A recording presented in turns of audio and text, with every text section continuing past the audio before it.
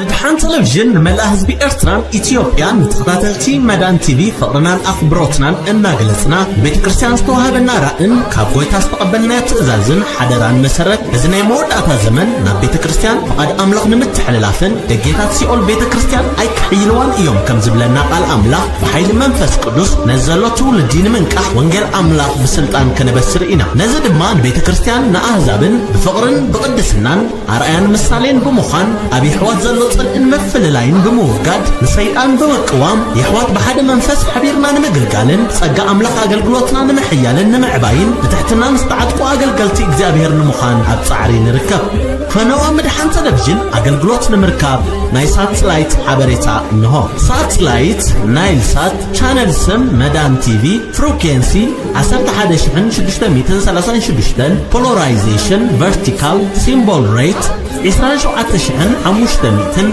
FEC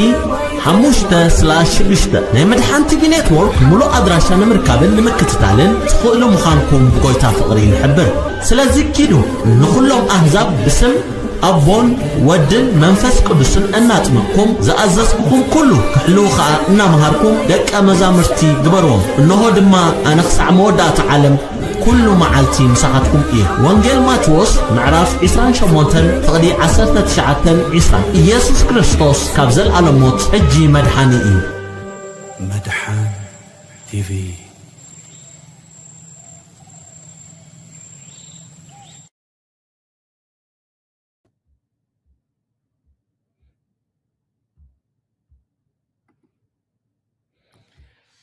شالوم تخطاتلتي مدحان تيفي كما ياللوخم كما يكأنيخم أملاخنا እግዚአብሔር ንዘለዓለም ዝተባረኸ ዝተመስገነን ይኹን شالوم መምህር ተወልደ እንኳዕ ደሓን መጻእኹም ከመ ያለኹም ከመ ይቀኒኹም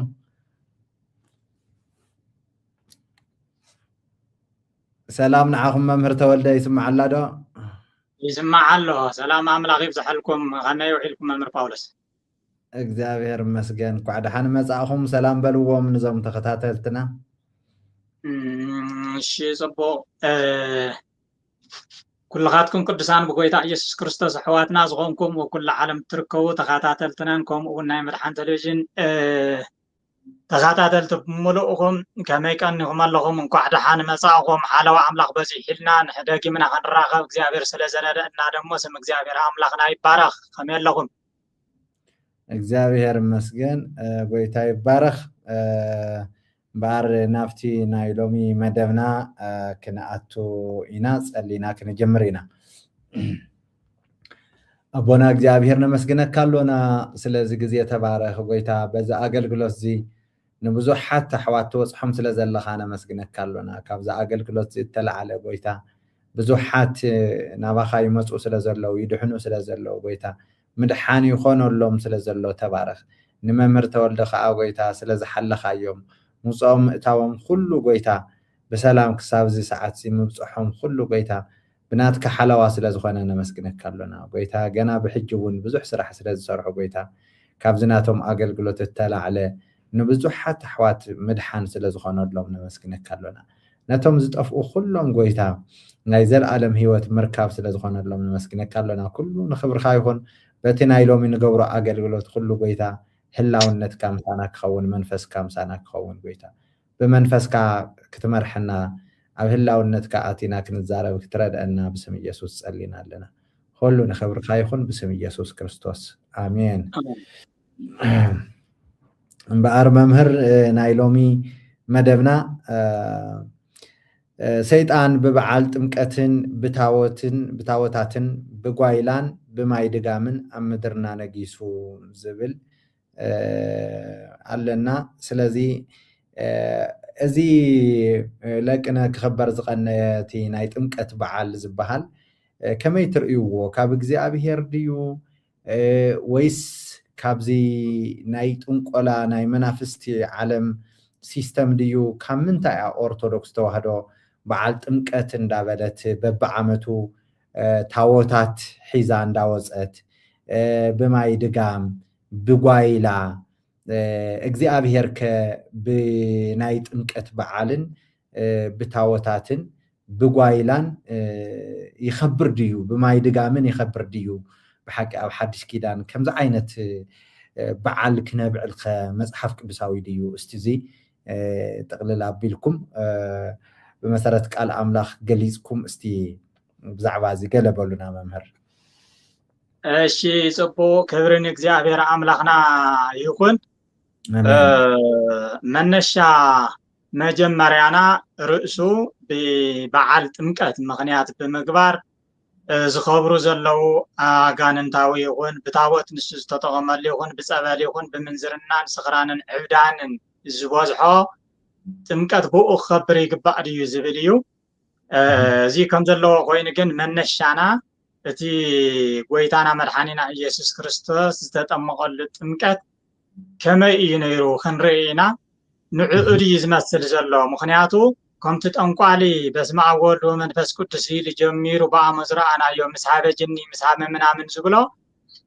አውዚ እውን መጽሐፍ ቅዱስ ጥቅስ በመጥቃስ ጥምቀት ጎይታና ኢየሱስ ክርስቶስ ኢና ነኽብር ዘለና እናወሉ ንህዝቢ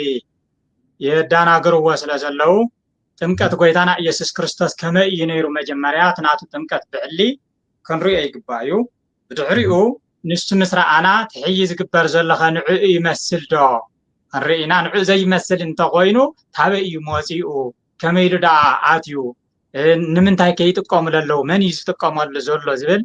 ክንርኢ ምእንታን ማለት እዩ ክብሪ ንእግዚአብሔር አምላክና ይሁን ጥምቀት ጎይታና ኢየሱስ ክርስቶስ አማቴዎስ ወንጌል ምዕራፍ 3 ቁጥር 13 ክሳዕ 4 ዘለ እዩ ኸንዎ እየ ይስማዓለ ድዩ ዝቡ ገይሩ يسمع له ممهر خانوا ينبار شعو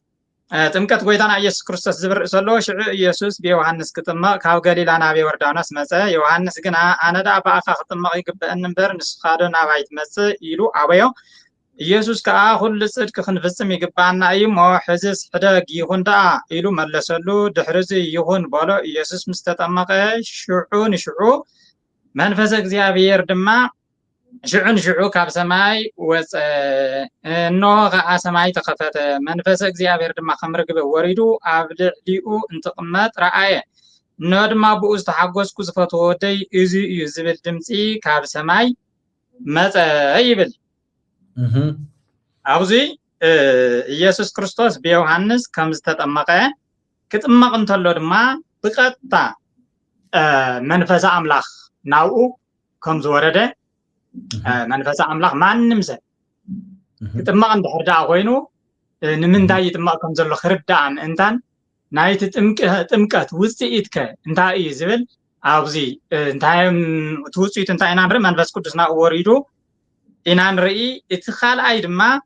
መጽአ ቃል እምደመና ዘይብል ዝንቱ እቱ ወልድየ ዝኣፈቅር ሎቱ ስምዕዎ ዝብል ከምቲ ኣብቲ ስመላ ዓለም ዘሎ ብዜማ ኩላትና እንፈልጦ ቃል ይኻብ ሰማይ መጽኢ ዝኒሄ እዚ ኢየሱስ ክርስቶስ ኣብ ዝጥመቐሉ ሰዓት ታቦት ኣይኮነን ተቐሪቡ ዝኒሄ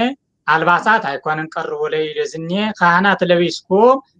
ብጭፈራን ብጫውጫውን ዓጅውኒ ኣይኮነን ዝኒሄ ዝዓጀወ ሰብ የለን ኣብዚ ዝዓጀወ ነገር እንድሕር ደኣ ሃሊ ናብ ኢየሱስ ክርስቶስ ዝመፀ ናብቲ ተጠማቒ ማለት እዩ መንፈስ አምላክ ኣብ ልዕሊኡ ከም ዝወረደ እግዚአብሔር ኣብ ደሞ እንዲያም ተናይ ስላሴነት ምስጢር ዝተገለጸሉ እቲ ዝፈትዎ ወደይ ንሱ እዩ ንዕኡ ስምዕዎ ዝብል ትእዛዝ ካብ ኣብ ቤተ ክርስቲያን ዝተቀበለትሉ ኢየሱስ ክርስቶስ መን ምዃኑ ከዓ መንነቱ ዝተገለጸሉ እንትኸውን እቲ ንሪኦ ዘለና ናይ ጥምቀት ውፅኢት ናይ ጎይታና መድኃኒትና ኢየሱስ ክርስቶስ ኣብ ምዕራፍ 4 ድማ ቀፂሉ ካብ ማይ ምስ ወፀ ተጠሚቁ ኣብ ድምፁ ከም ዝሃበ ንዕኡ ስምዕዎ ኢሉ ከም ዝኣዘዘና መንፈስ ቅዱስ ድማ ብኣምሳለ ርግብ ናብ ልዕሊኡ ከም ዝወረደ ካብኡ ቀፂሉ ብድሕሪ ድማ መንፈስ ቅዱስ ንኢየሱስ ብዲያብሎስ ክፍተን ናብ በረኻ ወሰዶ 40 መዓልትን 40 ለይትን ድማ ጾመ ድሕሪ እውን ጠመ እናበለ ይኸይድ ኢየሱስ ክርስቶስ ካብ ጥምቀት ምስ ወፀ ቀጥታ ናብቲ ፍቃድ ኣቦኡ ዝኾነ ነተልእኹኡ ንክፍጽም ብጾምን ብጸሎትን ከም ዝጀመሮ ኢየሱስ ክርስቶስ ካብ ማይ ወፂ ናብ ጾምን ጸሎትን ከም ዝኣተወ ነቲ ፈተና ብዲያብሎስ ዝቐረበሉ እውን እንትኾነ ብቃል አምላክ ገይሩ ከም ዘሸነፈ መወዳእቱ ግን ጠቕሊሉ ፍቃድ ኣቦኡ ዝኾነ መንግስቲ አምላክ ናባኹም ቀሪባላ እናበለ ወንጌል ይሰብኹ ዝኒሄ ኢየሱስ ክርስቶስ ካብ ማይ ወፂ እዚ እንድሕር ደኣ ገይሩ ኮይኑ اتناتنا حزب خان ريز مسل زلو انتيلنا ازناتنا حزبي تمالي رينا يزنينا بمساراتو يسوع كريستوس نتطمق انتلو نعو سمعو وزبل تئزاز كل خمستو هذنا نعو خنسامع داء نيرنا نبر او عامت ناقصركم علات 11 ጥሪ خمزي غوريلو اي اززنان فصيمو نعو سمعو مالت نابتاوت كيدكم كم غور مالت كمزي كونه بحصيرو ግን ኢየሱስ ክርስቶስ ተጠሚቁ ታብ ጥምቀት ከማይ ሙስወፀ ናምንታይ ከም ዝኸደር ኢናኔና እቲ ህዝብና አና ሒስ ገብሮ ዘለግን ሓደ ንኢየሱስ ክርስቶስ ይኮነን ዝመስል ዘሎ ኣብ ኢየሱስ ክርስቶስ ታቦት የለን ዝንጸግ ማይ ዝኾነ ይኹን ነገር የለን ዝጥማቅ ኮንተ ንሪኦ ዘለና ኮንተ ገይሮ የዝን ይኹን አኹሙን ግበርዎ አይበለናን ዝኾነ ይኹን ፖስት ካርድታት ኢትዮጵያ በሙሉ እዩ መዝሙሩ ናይካሌ እቲ ፖስት ካርድታት ተለጢፉ ውዒሉ ዝንየ በየመንገዱ ተሓፂሩ ዝንየ ናይካሌ እዚዮ ኢየሱስ ክርስቶስ አይንሪአን ንዑ ክንመስል እንድሕር ኮይና ድማ ንዑ ዳኣ ክንመስል ነይሩና እምበር ህዝብና ትማለ ውዒሉ ወዝንየ ታብ ጥምቀት ምስ ወፀ መገሊኡ ናብ ምንዝርና ገሊኡ ናብ ጭፈራ ገሊኡ ናብ ስኽራን ገሊኡ ናብ ካሊእ ቀጠፍጠፍ ሕልፍ ዓሊፉ ክሳዕ ነንሕድሕድ ብሕሱም ስኽራን ክንደይ ሰብ ተፋጂጉ ኣካሉ ዝጎደለሎ ብሓደጋ ዝሞተሎ እዚ ኣደዳ ናይ ትኽፉእ ዝኾነ መስዋዕቲ ናይ ደላይ መስዋዕቲ ናይ ኣጋንንት ደኣ ተዓዊቱ ብዝግባእ እቲ ንሱ ዝደልዮ ደኣ እዩ ተገሊፁ ዘሎ እምበር ጥምቀት ጎይታና ኢየሱስ ክርስቶስ ዝገልጽ ከም ዘይኮነ እዚ ከረድአና ይኽእል እዩ ኣብ ዘንቢብናዮ ዘለና ጥምቀት ጎይታና ኢየሱስ ክርስቶስ ከማይ ወፂኡ እንታይ ከም ዝገበረ ርኢና ኢና ህዝብና ግን ካብ ጥምቀት ወፂ ናበይ ይኸይድ ከም ዘሎ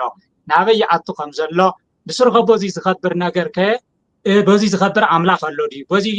ንኢየሱስ ክርስቶስ ኢና ንገልጾ ዘለና ህዝብና ንዕዱ ዝመስል ዘሎ ፈፂሙ ንዓ ይመስል ዘሎ ንመን ይመስል ከም ዘሎ እምበኣረይከ ቀፂልና ክንሪኦ ኢና እቲ ዋና ቁልፊ መሰረት ናይዚ ጥምቀት በዓል ኢሉ ሒዝዎ ዝንሄ ታቦታት ንዕጅበለና ኣብቲ ታቦት ንሱ ድማ ይግለጽ እግዚኣብሔር ኣምላኽና ኣብኡ ኮይኑ እዩ ዝኸብር ዘሎ ንዕኡ ምርኣይ ናብኡ ምስጋድ ንዕኡ ምዕጃብ ንዕኡ ክብሪ መሃብ ማለት ንእግዚኣብሔር ክብሪ መሃብ ማለት እዩ ዝብል ይብሉና ስለ ዘለዉ እምበኣረከ ታቦት ማለት መን እዩ ብስሩ ትጽላት ዝበሃል ብመጀመሪኡ ንመን ተዋህበ ንመን ይምልከት ኣበይ ከንሱ ኣብ ቅዐ ትሕይ ዘለኻ ሒኻ ከመይ እዩ ብትጽላት ወይ ብታቦት ዲ ክኸብር ዝገብዎ ብምንታይ እዩ ንእሽተይ ክንድስሶ ጽቡቕ ብመጀመሪኡ እዚ ታቦት ዝበሃል ዘሎ ታቦት ናይ ብሉይ ኪዳን እቲ ሕጋዊ ዝኾነ እግዚኣብሔር ኣምላኽ ባዕሉ እዩ ጽላት ንሙሴ ክቦ እንተሎ ታቦት ንበይኑ ጽላት ንበይኑ እዚ ስራሕ ዝበሎ ስራሕ ክበሃል እንተሎ ምስሕይ ዝግበር ዘሎ ዋላ ምስሕይ ዘሎ እቲ ይኹን ናብ ሓድሽ ኪዳን ዝሰገረ ታቦት እኳ ተዘየሎ ግን ክልቲኦም እዚኦም ዘይመሳሰሉሉ መንገዲ ክንርኢ ኢና ፈፂሞ ዘራኽቡ የብሉን ሓደ ስማቶም እግዚአብሔር ዝፈልጣት ኣነ ሙሴ ዝሃባ ታቦት ኣብ ዘዳግም ምዕራፍ 10 ቁጽሪ 8 እና ዘዳግም 31 ቁጽሪ 26 ብስሙ ከም ዝኾነ ክነንብብ ኢና ብስሙ ምክንያቱ ንሙሴ ክቦ እንተሎ ሓደ ብስሙ እዩ ይብዎ ካልኣይ ንኽብሩ ጥራሕ እዩ ዝጥቀመሉ ነይሩ እቲ ሕይዝ ንየብስም ግለሰባትን ብኻልአትን ብመላእክቲ ይኹኑ ብማርያም ይኹኑ ብኻልእ ይኹን ኩሉ ዝግበር ዘሎ ትክክለኛ ከም ዘይኮነ ካልኣይ ኣብኡ ተጻሒፉ ዘሎ ጽሑፍ እውን ኣዝዩ ኣይራኸብን ብምስሊ ይኹን ኣይራኸብን ዕላምኡን ራእዩን ጠቕላላ ኣይመሳሰልን ስለዚ እታ ናይ ንሙሴ ዝሃቦ መጀመርያ ኣብ ዘዳግም ምዕራፍ 10 ቁጽሪ 8 ከንብባ እሺ ብስሙ እዩ ነይሩ ንኽብሩ ጥራሕ እዩ ተጠቂሙሉ ተው ተጻሒፉሉ ዘሎ እውን ንበይኑ እዩ መስሕይ ዘሎ ይራኸብን ንብል ስለ ዘለና ብቃል ኣምላኽ ንገልጾ ዘዳግም ምዕራፍ 10 ቁጽሪ 8 ከምዚ እዩ ዝብል በኢየሱስ ክርስቶስ ስም ከንብቦ እየ በታ ጊዜ እቲ እግዚአብሔር ንነገድ ሌዊ ታቦት ኪዳን እግዚአብሔር ክጾሩ ንዕኡ ንምግልጋል ኣብ ቅድሚ እግዚአብሔር ንክቆሙ ብስሙ ንኽባርኹ እግዚአብሔር ክሳዕሎሚ ንነገድ ሌዊ ፈለዮም ንመን ንኽባርኹ ብስሙ ካልኣይ ንዕኡ ንምግልጋል ንዕኡን ምግልጋል ብስሙን እዩ ፈሊዋ እዚ ካብቶም 12 በሙሉኦም ንሌው ፈሊዩ ሌዊ ዝጥቀመላ ዝነበረ ንሙሴ ዝተዋሃበት ጽላት ሙሴ ሓደ ብስሙ ጥራሕ እያ ነይራ ብስም ካልአት እግዚአብሔር አይፈልጦን እንደገና ደግሞ እተው ተጻሒፉ ዘለውን ባዕሉ እግዚአብሔር 10 ትእዛዛት ዝጻሐፈሉ እዩ ሙሴ ክጽሕፎም አይክእልን ኣብ ካሊ ክጽሕፎም አይክእልን ባዕሉ ይጽሕፈዋ እዚኣ ድማ ብስሙ ንዕኡ ጥራሕ ዘገልግሉላ ንኻሊ ሓደራኻ ንጋሊ ክስታይካ ዝበሃለሉ ተሓደ ታቦት ነተሓደ ታቦት ዝሰግደሉ ተሓደ ዕንጨት ነተሓደ ዕንጨት ዝሰግደሉ 44 ንባ 32 እናበልካ ዕንጨት ተሸኪምካ ዝዘረሉ ሃበይ ምዃነ ምእንታን ክርድአና ታን እግዚአብሔር ዝተዋህበት ትክክለኛ ዝኾነ ታቦት ጽላት እዚኣ እያ ንባዕለው ሕይን ክንሪኦ እንተለና እኳ ታቦትን ጽላትን ንባዕለው ኣይፈለይዎን ታቦት ማለት መሕደሪ እዩ ናይቲ ጽላት መሕደሪ እዩ ጽላት ድማ 10 ትእዛዛት እግዚአብሔር ባዕሉ ዝጽሐፈሉ እንትኸውን ሕየብ ዘመንና ዘለው ከመይ ዝመሰል እዮም ቀጻል ክንሪአና ምክንያቱ ኣይማሳሰልን ብኩሉ ተላዋዊጢ ስሙ ቀይሩ እዩ ጾቱኡ ቀይሩ እዩ ውሽጡ ትሕዝቱኡ ተቀይሩ እዩ ኩሉ ነገር ተቀይሩ እዩ እና እዚያን እግዚአብሔር ጥራሕ ብስሙን ንባዕሉን ዝግልገለላ ዝነበረ ከም ዝኾነ ንሰራዊት ሰማይ ይኹን ንፍጡራን ደቂ ምድሪ ዝጽረብ ዘሎ ዝቅረጽ ዘሎ ዝኾነ ይኹን ግን እግዚአብሔር ከም ዘይፈልጦ ናይ ካልእት ከም ዝኾነ ወበዓል ዋን ዝኸብረሉ ዘሎ ካልእ ከም ዝኾነ ምእንታን ክነረጋግጽ ደልየ እዩ ዘዳግም ምዕራፍ 31 ቁጽሪ 26 ድማ ሞሊሱ ከም ዘይብል ነዚ መጽሓፍ እዚ ወሲድኩም ኣብ ጥቃ ታቦተ ኪዳን እግዚአብሔር አምላክኩም አንብርዎ ኣብ ቅድሚ ታቦተ አምላክ መን ኣብ ጥቃ ታቦት ኪዳን እግዚአብሔር አምላክኩም አንብርዎ ኪዳን እግዚአብሔር ዝሓዘ ታቦት እግዚአብሔር ይዝብል ዘሎ እቲ ኪዳ ታቦተ ኪዳን እግዚአብሔር እምበር ታቦተ ኪዳን ማርያም እግዚአብሔር ይፈልጦ ታቦተ ኪዳን ገብርኤል ይኹን ካሊ ተውዚ ንሪኦ ዝጸናሕና የለን ትሒዝረ ዘሎ ፈጽሞ የለን እዚ ቃል እግዚአብሔር ይዝነግረና ዘሎ ነዚ መጽሓፍ እዚ ወሲድኩም ኣብ ጥቃ ታቦት ኪዳን እግዚአብሔር አምላክኩም አንብርዎ አው ኻን ምስክር ይኹንኩም አነ ክድዓትኩምን ትሪ ክሳድኩምን እፈልጥ እየሞ እነሆ ሎሚ ገና ብህይወተይ ምሳኻትኩም እንተለኹን እግዚአብሔር ካበ ከዳዕኩም ወስ ድሕሪ ሞተይ እውን ዝገደደ ክትገብሩ ኢኹም ነዚ ሒዝ ግበር ዘሎ ይዝነበ ዘሎ ሙሴ ነዚ ኪዳን ነዚ ኣብ ቅድሚ እቲ ታቦተ ኪዳን እግዚአብሔር ይዝበሃል ዘሎ እምበር ካሊ ታበይ ዝመፀ እዩ እዚኣ እግዚአብሔር ቀሪጽ ካምጽ ኢልዎ ቀሪጹ ምሰምፀኻ ድማ እግዚአብሔር ባዕሉ ጽሒፉ ሂብዎ ሙሴ ድማ ሰይርዎ ክሰብሮ እንተሎ ሙሴ ብምስዋር እንዲያውም ብጣዕሚ ኣይተሳናበደን ንምንታይ ተሰይሩ ዘሎ እንታይ ከም ምዃን ይፈልጥ እዩ ካብቶም ኢዱ ዘሎ ዝስበር ዝብል ዘሎ እቲ ጽሒፉ ዝህብ ዘሎ ዝእዝዝ ዘሎ እግዚአብሔር ስለዝዓቢ ካብኡ ማለት እዩ እሱ መራኸብ ንግዚ እምበር ከመ አምላክ ኮይኑ ኣይፈርሐን እግዚአብሔር እውን ንምንታይ ሰይርካዮ ትዝሃብኩ ኳይል ኣይተቆጥዖን እዩ ኣብዚ ንርኢ ዘለና ዓቕሊ ለቢሉ ንግዚ ዝኸውን ኣብኡ ዝርከበሉ እዩ ነይሩ መራኸቢ እዩ ነይሩ ንግዚኡግዚያዊ መራኸብ እንትኸውን ግን ብስሙን ንባዕሉ ጥራሕ ዝግልገለልናን እያ ነይራ ካብኡ እዚኣቶም ከም ዝወፁ ከም ዘግልሱ ንሳቶም ከም ኢሎም ምስ ወፁ ብድሕሪኡ ድማ ኣባና ዘመን እንታይ ከም ዝኸውን ኣርሒቑ እዩ ዝናገር ዘሎ እዚ ሙሴ ኣነ ክድዓትኩምን ትርኽ ሳድኩምን እፈልጥ እየሞ እነሎም ገና ብህይወት ምሳኻትኩም እንተለኹን እግዚአብሔር ካብ ከዳዕኩም ወስ ድሕሪ ሞተይ እውን ዝገደደ ክትገብሩ ኢኹም ኢልዎም ኣላ ዝገደደ እንታይ ማለት እዩ ታዋ ዓልዮም ክኸዱ ዘይኮነ ነገር ንባዕዳን ኣማልኽቲ ክኽተሉ ካብቲ ሕጉ ክወፁ ማለት እዩ ዝኾነ ኮይኑ ግን ነዚ ከምዚ ኢሉ ሂብዎ ዝነበረ ብዝተወሰነ ግዜ እንተስ ብድኻም እንተስ ብብርትዐ እንተስ ብብዙሖም እንተስ ብውሕዶም እናተኸተልዎ ከም እናበሉ ጸኒሖም ንስ ኣክል ክብል እንተሎ ግን እግዚአብሔር አምላክ ባዕሉ ከም ዘምጽኦ ኣብ ኤርምያስ ምዕራፍ 3 ቁጽሪ 16 ድማ ነታ ብስሙ ኣቕሚጥዋ ዝነበረ ንዕኡ ጥራሕ ክግልገለላ መራኸቢ ታቦተ ኪዳን እግዚአብሔር ዝነበረት ጽላት ነዚኣ ድማ ኤርምያስ ምዕራፍ 3 ቁጽሪ 16 ከነባየ ኣየድልን ዝበለ ባዕሉ እዩ የድል ኢሎም ጽይ ዝነበረ ባዕሉ እዩ ኣየድልን እዩ ዝኸልከለ ድማ ባዕሉ እዩ ኤርምያስ ምዕራፍ 3 ቁጽሪ 16 ኣውጽለ ኦኬ ኤርምያስ 3 فقدي 16 كم زي يبل باتي زمان اتي مسبزحكمن عفت مدري مستفارخمن بناي تاوت كيدان اغزيابيهر ايك الزاربون ايك حاسبو ايك الزاربون ايك حاسبوان ايك ذكروان دما ايوم ايكتد اليومن ايا ايكتد اليومن ايا يا كان بحدش وين يا ايك قبروان ايوم يبل اغزابيهر سلازي انتي يمص سلازله يخم زي زبل زلو بحقي بوت زمانتي مس بزحكمن ابت مدرخا مستفارخمن بناي تاوت كيداني اي زارون يوم حدا اي حسبون ون يوم اي ذكرون دما يوم اي اليوم ونيو كان بحدش ون تاوت كيدان اي سرحن يو يبل اغزابير يخم زبل زلو እግዚአብሔር ዝብል ዘሎ እግዚአብሔር ሰርሕ ለይሎም ሲኒዩ እግዚአብሔር ያአኽሎ አይድልን ሕይ ያአኽሎ እዩ ህዝብ እዚ ብዛዕባው እውን ኣይዛረብን ታቦተ ኪዳን ኢሉ እውን ኣይገብርን ኢሉ ጠጠው ዘብለ ዘሎ ባዕሉ እግዚአብሔር ይዝዝ ዘሎ ይብለሎ እግዚአብሔር ይዝብል ዘሎ እግዚአብሔር ዝወለድ ይኸውን ዘለዎት ናይ ሕይ ጠንቆልት እንደገምት ነምጽኦም ዝገበርዎ እዚ ህዝብ እዚ ክኽተል ዝግቦ ዘይኾነሉ ምኽንያት ከምዚ ይብል ምኽንያቱ እቲ ዝነበረ ንሱ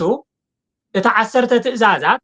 ኣብ ጽሩብ እምኒ ኣብቲ ጽላት ተጻሒፉ ነበረ ጽሩብ እምኒ ሙሴ ጸሪቡ ዘምጽኡ ባዕሉ እግዚአብሔር ዝጻሓፎ ንሱ ድማ ኣብ ልብ ኩላቶም ደቂ ሰባት ወይ እስራኤላውያን ኣትዩ ስለዘይ ነበረ እቲ መምህር ጠጠው ኢሉ የምህሮም ሰሚዖም ይኸዱ ግን ይጠፍ ሰሚዖም ይኸዱ ኣይፍጽምዎን ኺዳን ኣብ ውሽጦም ስለዘይ ነበረ ይሃስስ ነይሩ ታው ቀልጢፎም የግልስ ነይሮም እዚ ከዓ ቀጻለ ይኮነን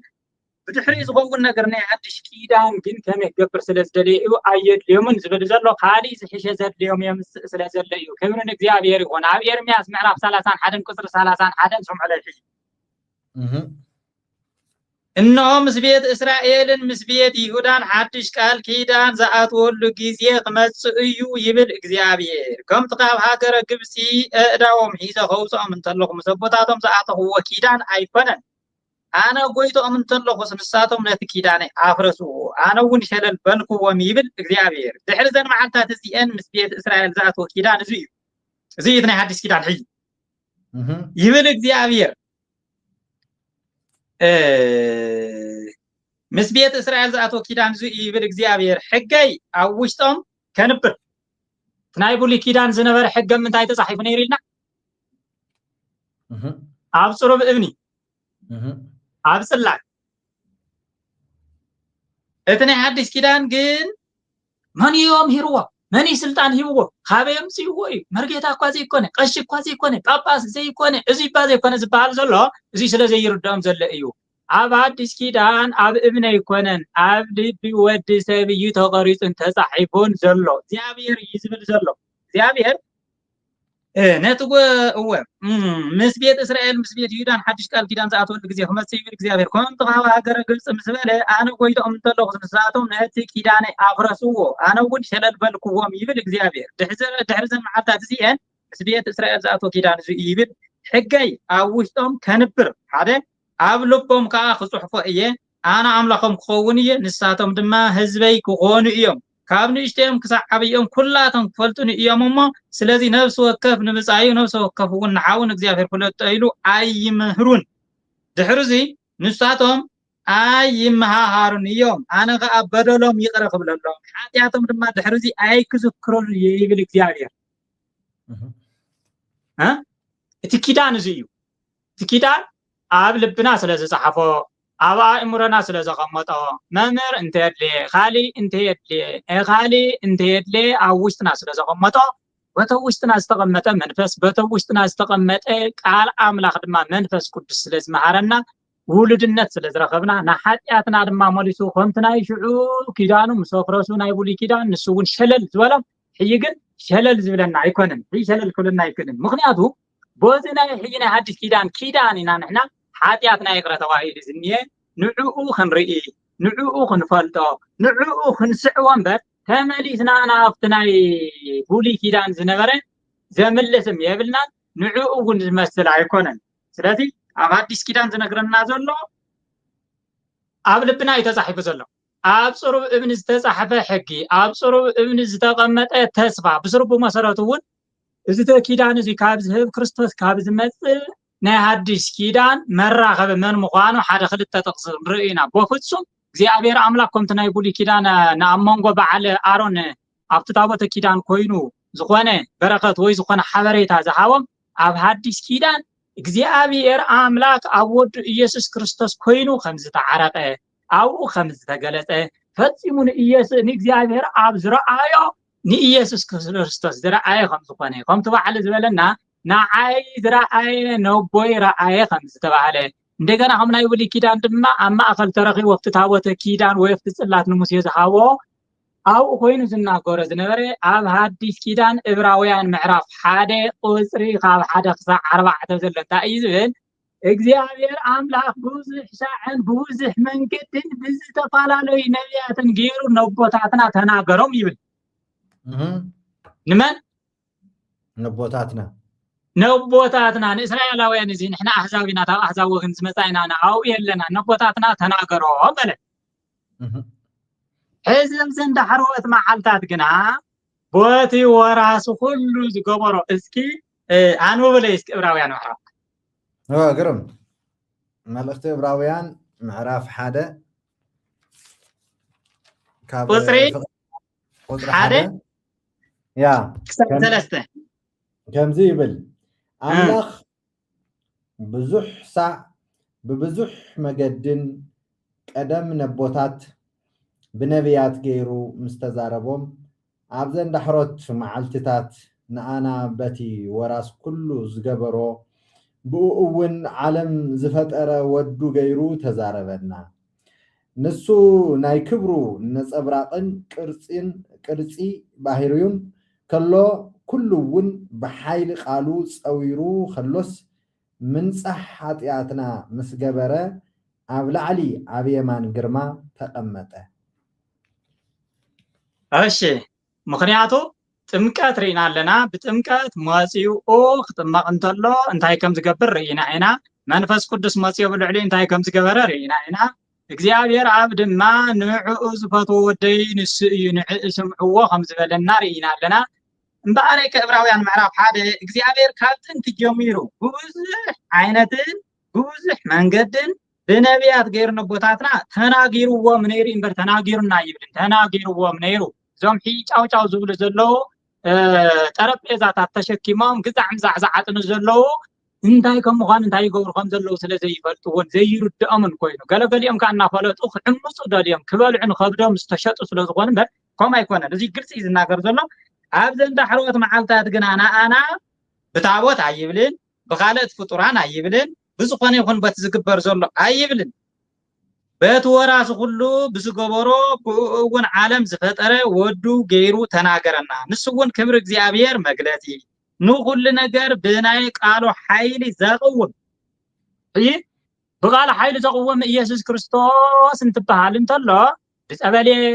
ግዛዕ ብድጋሚ ብዝተደገመ ማየ ብዕንጨት ጠረጴዛታት ብምስላፍ ተሓደና ሰገደሉ ይኹን 44 ንምንታይ ሽሕ ጣውላ ተዝበል ምክንያቱ ኣይራኸብን ሓንቲ ጽርብቲ ጠረጴዛ ኣዝዩ ንዓውን ኣይተድልን ኢልዋን ሳ ዘይተድልሉ መንገዲ ካልእ ሓድሽ ይገብር ስለዝኾነ ሰብ ሓድሽ ኪዳን ዘሎ ታወት ግን ትመራኸብ ዝኾነ ሰብን እግዚአብሔርን ዝተዓረቀሉ ሰብን እግዚአብሔርን ዝራኸበሉ እግዚአብሔር ከዓ ዝተገለጸሉ ወዱ ኢየሱስ ክርስቶስ ከም ዝኾነ ይነግረና ኣሎ ንስውን ክብር እግዚአብሔር መግለጺ ንኹሉ ነገር ብናይ ቃል ኃይል ዘቅውም ብባህሪ ፍጹም አርአያ እግዚአብሔር ዝኾነ እዩ ኃጢአትና ምሰንጽህዎ ነቢ ሰማይ ኣብ የማን ልዑል እግዚአብሔር ተቀመጠ እተብ የማን ልዑል እግዚአብሔር ዝተቀመጠ ካብ እግዚአብሔር ዓለም ክትድሕነሉ ትኽእል አጀንዳ እግዚአብሔር ሒዙ መጽዩ ብጥምቀት ጀሚሩ ብዕርገት ወዲእዎ ከም ዝኸደ ጉዳይ ናይ ህዝብ ድማ ካብ ቅድስት ድንግል ማርያም ብመውላዱ ንዓና ንሕዋቱ ፍጹም ስለዝመሰለና ንዓና ወኪሉ ድማ ኣብ የማን ልዑል እግዚአብሔር ተቐሚጡ ዘሎ ንዕኡ ክንርኢ ንሱ እቲ ዝተሸከመና አምላኽ እዩ ዘሎ ምክንያቱ ንሕና ኣብ ዘመን እዚ ዝሽከመና አምላኽ ይዘለና እምበር ንሕና ንሽከመ አምላኽም የለን ንሕና ንሽከመ ጣውላም የለን ንሕና ንሽከመ ዝኾነ ይኹን ነገር የለን ዝተሸከመና አምላኽ እናራኣና ንዕኡ እናመስገና ንዕኡ እናራኣና ክንከይድ እዩ ናይ ሐዲስ ኪዳን ጽሑፋት ዝእዝዘና ዘሎ ክብርን እግዚአብሔር ይሁን አሜን ስለዚህ ኣብ ታቦት ይግለጽ ነይሩ እዩ ብሉይ ኪዳን ተባሂሉ እዎ ይግለጽ ነይሩ ክርስቶስ ካብ ዝመጽእ ግን ኣብ ክርስቶስ ውሽጢ እዩ ዘሎ ኣብ ክርስቶስ ውሽጢ ኮይኑ ከም ዝተዓረፈና ብክርስቶስ ውሽጢ ኮይኑ ከም ዝተገለጸልና ንክርስቶስ ዝረአየ ንዕኡ ከም ዝረአየ ንኢየሱስ ክርስቶስ ዝፈለጠ ንዕኡ ከም ዝፈለጠ ናብ ኢየሱስ ክርስቶስ ዝቀረበ ዘበለኮ ሙሉእ ናብ እግዚአብሔር ከም ዝቀረበ ቆላስያስ ምዕራፍ 3 ቁጥሪ 1 እውን ይነግር እዩ ስለዚ ቀዳማይ ኣብቲ ዮሐንስ መልእክቲ ምዕራፍ 1 እውን እንታይ እዩ ዝብል ቁጥሪ 18 እስከንውለ ቀዳማይ መልእክቲ ዮሐንስ ምዕራፍ 1 ወንጌል ዮሐንስ ይቅርታ ወንጌል ዮሐንስ ምዕራፍ 1 ቁጥሪ 18 ኦኬ ዮሐንስ 1 ቁጥሪ 18 ከምዚ ይብል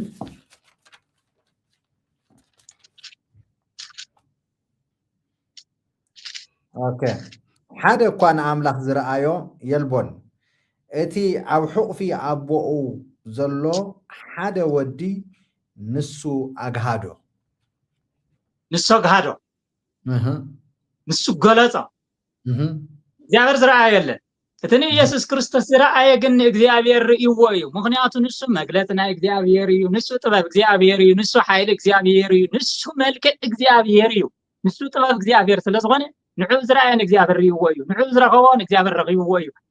ሕያብ አዲስ ኪዳን ታቦት መራኸቡ ኮይኑ ዝኒሄ ሰብን እግዚአብሔርን ዝተራኸቡሉ ኢየሱስ ክርስቶስ ይትመራኸቢ ኣብ ትሕቲ ኢየሱስ ክርስቶስ አሚኑ ዳግም ዝተወለደ ዘበለኩ ሙሉ ድማ በቋንቋ ግዕዝ ከመ ታቦቱ ለእግዚአብሔር አንትሙ ይዝብል ዘሎ ምክንያቱ እቶም ኢየሱስ ክርስቶስ አሚኖም በክርስቶስ ኢየሱስ ተጠመቅኩም ዘበልኩም ኩልኻትኩም ንክርስቶስ ኢየሱስ ለቢስኩም ወኢኹም ከም ዝበለ ገላትያ ምዕራፍ 3 ቁጥሪ 27 በክርስቶስ ኢየሱስ አሚንና ዘለና በሙሉና መንፈስ አምላክ ኣብ ልዕለና ስለዘሎ ንሕና ታቦት እግዚአብሔርና መሕደር እግዚአብሔርና ምክንያቱ ቶም መንፈስ ክርስቶስ ዘይብሎም ናይ ክርስቶስ ኣይኮንን መንፈስ ክርስቶስ ሓዲርኩም ድሕርዳ ሕሊግን ንስኻትኩም ቤትይኹም ከም ዝበሎ መራኸቢ ሕይ ታቦት ናይ ሐዲስ ኪዳን ኢየሱስ ክርስቶስ መራኸቢ እዩ ከምኡ ኸ ከምቲ መንፈሱ ኣብ ናይ ብሉይ ኪዳን ጽላተ ሙሴ ዝሓድሮ ዝነበረ ድማ ኣብ ልዕሊቶም ዳግም ዝተወለዱ ቅዱሳኑ ንሕና እዩ ዝሓድር እምበር ኣብ ጽሩብ ጣውላ ኣይሓድርን እዩ ተደጋጋሚ በአመው እነዚህና ገሊጽናዮ ንዓይ ዝኾን ቤት ዳ ከመይ ዝመስል ተሓንጽለ ኣነ ይሓድረሉን ኢሉ ኣገዲድካ ሓደ ገዛ ምሕፃው ይኮነ ካልኣይ ጣውላ ጸሪብካ ንዓኻ ብዝመችወካ ጸሪብካ ብሰለስተ ሽሕያ ተጸሪቡ ብድሕሪ ኣገዲድካ ኣምላኻኡ ክሓድር ኣው ሓዲርዎ ዝኒሄ ካልእ እዩ ብኻሊእ መልክዑ ክንሪኦ ኢና ሒና ወክንኣቱና እዚ እዩ ዝብል ቆላስያስ ምዕራፍ 1 ቁጥሪ 15 ድማ መይተኸንበልኩም እየ ሓደ ነዚ ዝጽንዐልና ቃል ስለ ዘሎ ምክንያቱ ሰማዕትና ብዝግባእ ነቲ ጥቕስ ኣልዒልና ነንብቦ ዘለና ግልፂ ንሳቶም እውን ነዚ ጥቕሲ ጠቒሶም ምላሽ ምእንታን ክብሉ ኣየድልን ዝብል ለጢፍና ኔና እቲ ዘድሊ ናይ ሐዲስ ኪዳን ዳ ከመ እዩ ለጢፍና ኔና ንዑ ዝመስል ከቕርቡልና ኣለዎም ብተረት ስኽልካ ብዓመፅ ከምዚ ደይብልን እዚኦም መናፍቃን ዝብልዎ ተይኮነ ብቃል ኣምላኽ ከምዚኢኹም ኣቕርቡልና ሰማዕትና ከዓ ቃል ኣምላኽ ነቕርበልኩም ዘለና ኣንቢብኩም ተረዲእኹም ተሓቂ ዝኾነ ቃል ኣምላኽ ክትርድኡ ኢና ንሕልፈልኩም ዘለና ቆላስያስ ምዕራፍ 1 ቁጥሪ 15 ከምዚ እዩ ክርስቶስ ልዕሊ ኩሉ እዩ ዝብል ርእሲ ኣሎ ክርስቶስ ልዕሊ ኩሉ እዩ ካብ ታቦት ንላዕሊ እዩ ካብቶም ጳጳሳት ንላዕሊ እዩ ካብቶም ሰራዊት ሰማይ ብምልኦም ንላዕሊ እዩ ኢየሱስ ክርስቶስ ንዑ ዝመስል ዝኾነ ይኹን ኣብ ሐዲስ ኪዳን የለን እግዚአብሔር ኣብ ወደብ ኢየሱስ ክርስቶስ ሓዲሩ እዩ ኩሉ ነገር ንቤተ ክርስቲያን ዘድልያ ዘበለ ብምሉእ ዝገበረላ ክብሪ ንዑ ይኹን አሜን የስ ክርስቶስ ናይቲ ዘይርአ እግዚአብሔር ኣምሳልን ናይመን ናይቲ ዘይርአ እግዚአብሔር ኣምሳልን ቅድሚ ኩሉ ፍጥረት በኹርን እዩ ኣብ ሰማያትን ኣብ ምድርን ዘሎ ኩሉ ዝርአን ዘይርአን ሓይልታት ይኹን ገዛእቲ ኣሕሉቕ ይኹን ስልጣናት ኩሎም ብኡ ዝተፈጥሩ እዮም እሞ ኩሉ ብኡን ንዑኡን እዩ ዝተፈጥረ ንሱ ከዓ ቅድሚ ኩሉ ፍጥረት ዝነበረ እዩ ኩሉ ጸኒዑ ዝቆወሞ እውን ብኡ እዩ ብጸበል ኣይኮነን ብደገምትም ኣይኮነን ብታቦትም ኣይኮነን ብኻሊእ ቦታ ሒዛቶ ዝኒታ ሓፊሽ መፊስ ጋዕገልጥም ኣይኮነን كل قيم زل بو يزبل زل كبرنا عيون آمين إذا يزني نسخة آخر ما كل فترة زنبرة يخل صانع عزقهم وون بو يو نسنا يتحسبون تزخونة بيت كريستيان رئيسي وكلنا كركدا ما من تقوون نس ما جمرتا خموتان تنسى أول بآخرو يو ناي ملكوت ملأ دم أودم أنت حدر نايك زي أفير فقط يوما أرتاوتي حدر يبلن زل عاب كريستوس يسوع ኢየሱስ ክርስቶስ ትሰብ ኮይኑ ብዮሐንስ ዝጥመቕ ዘሎ እቲ ሰብ ኮይኑ እዚ ብመራሕቲ ሃይማኖት ዝተገፍዐን ዘሳደድዎን ንሱ ናይ መለኮት ሙልአት ኣብ ሰብነት ወዱ ከሓድር ፈትዩ እዩ ዝብል ዘሎ ኣው እዩ ዘሎ ትናሕይ ጋዕ ገልጠም ተሸኪም ጋያነኻ ህዝበይ ኣውርዶ ባዕልኻ በፀፀሪብካ በየፈርነቸሩ ናይ ባዕልኻ ሽም የለ ናይ ሰብ ሃብቲ ዘፅረውዎ ሽም የለ ናይ ካልእ የለ ኮተት ተብቲብካ ምክንያቱ ከምዘ ይመስል ክንሪኦ ኢና እንታይ ዝመስል ዝሕይ ሒዞምዎ እትኒ ሙሴ ዝሃወ እንታይ ይመስል እንታይ ተጻሒፍዎ ንምንታይ ከም ገይርዎ ክንሪኦ ኢና ክንኣትዎ ኢና ናው ስለዚ እዙይ ኩሉ ቆይሙ ዘሎ በኢየሱስ ክርስቶስ እግዚአብሔርና ዓለም ንኽዕረቕ ሞጽዩ ተራኺብዋ ዘሎ በኢየሱስ ክርስቶስ ንሕና ጋን እግዚአብሔር ንፈልጦ እግዚአብሔር ንመን ይመስል እግዚአብሔር እንታይ እዩ ገይሩልና ዘሎ በኢየሱስ ክርስቶስ ኢና ንፈልጦ ኣብ ኢየሱስ ክርስቶስ እዩ ዝኒአ ኣብ ታቦትን ኣብ ጽሩብ ዕንጨትን ኣብ ግዛዕ ምዛዕን ኣብ ዝተፋላለየ ድጋም ናይ ማይ ድጋምን የለን ህዝበይ ትጥፋ ነቲ ቃል ኣምላኽ ስምዓዮ ቃል ናተይ ኣይኮነን እዚ ቃል እግዚአብሔር እዩ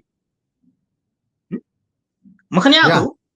ካልኣይ ቆሮንቶስ ምዕራፍ 3 ናይ ክልቲኦም ኣገልግሎት ሓድሽ ኪዳንና ኣገልግሎት ብሉይ ኪዳን እዚኦም ክልቲኦም እናጻጸረ ክሪኦም እንተሎ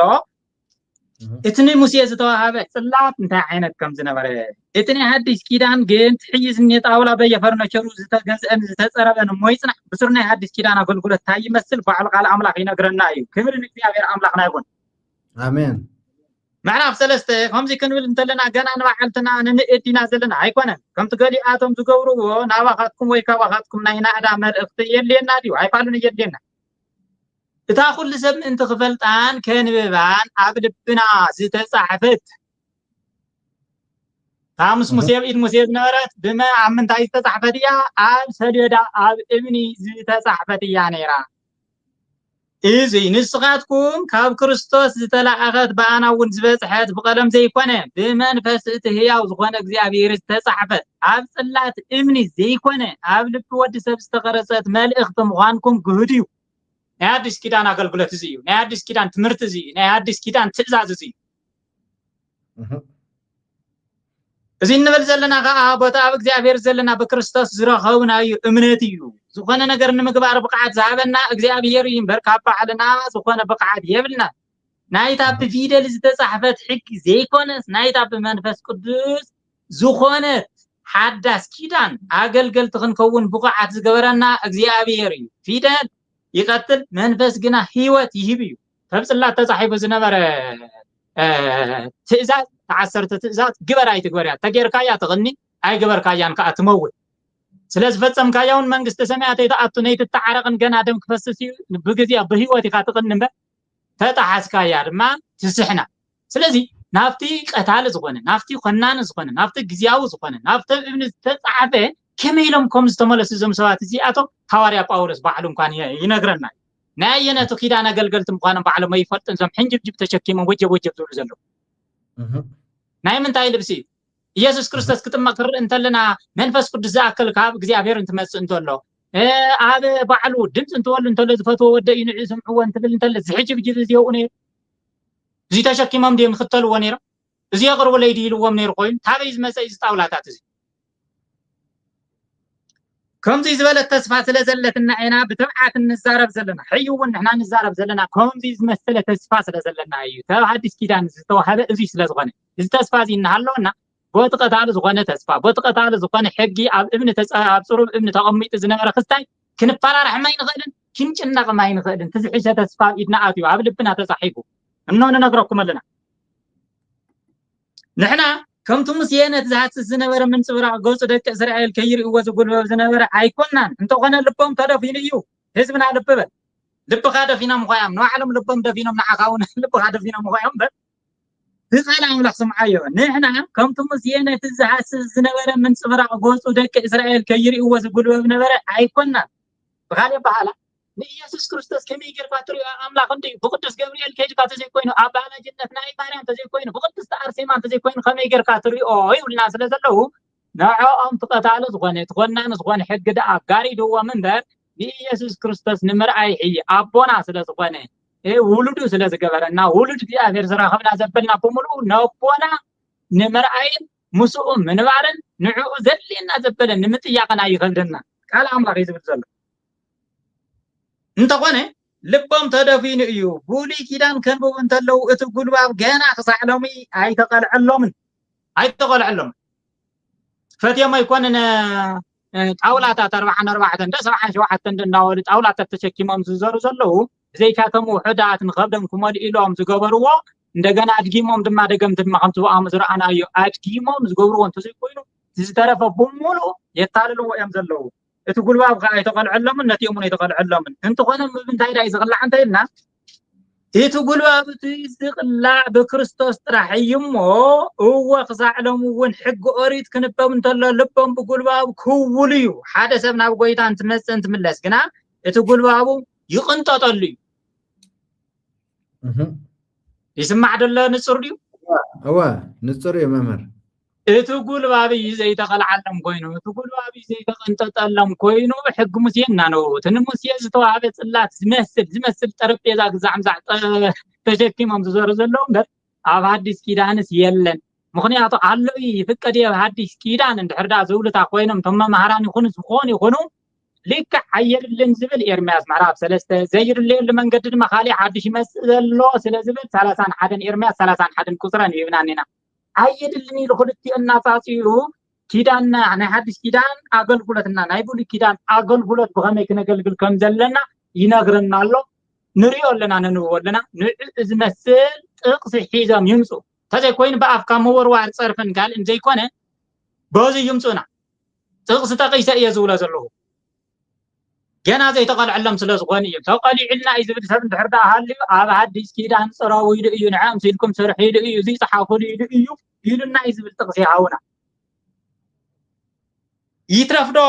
ንዕኡ ዘይመሳሰል ፈፂሙ ብስም ካልኦት ፍጡራን እቲ ፅሑፍ ንሱ ዘይተፃሕፎ ዝገርመኩም መምህር ጳውሎስ እቲ ሕይ ኣብ ኢዶም ጣውላ ፅሪቦም ሒዞም መነው ብ2003 ዝተፀረበ ንድግምትን ንኻሊእን እናድገሙ ዝጥቀሙሉ ዘለው ዝኩሉ ሰብ ዓጂብዎ ዝወርድ ነበረ ጃሕጃሕ ዝበሃል ዝነበረ ትማሊ ምስቲ ዝነበረ ናይ ሙሴ ዘይመሳሰሉ ዓብይ ኣፈላላይ ኣለዎ ምክንያቱ ተው ተፃሒፉ ዝነበረ 10 ትእዛዛት እተን ዘለዋ እዩ ካብ 1 ክሳብ 10 ተፃሒፍዎ ነይሩ እዚ ድማ ኣፈላላዩ ትናይ ሕይ እዚ የተጻሕፈን ተው ኢዶም ዝንየ በሙሉ ብሚልዮናት ዝቁፀር በየፈርኒቸር ዝተሰርሐ ኣብ ኢትዮጵያ ሙሉእ ነብደገን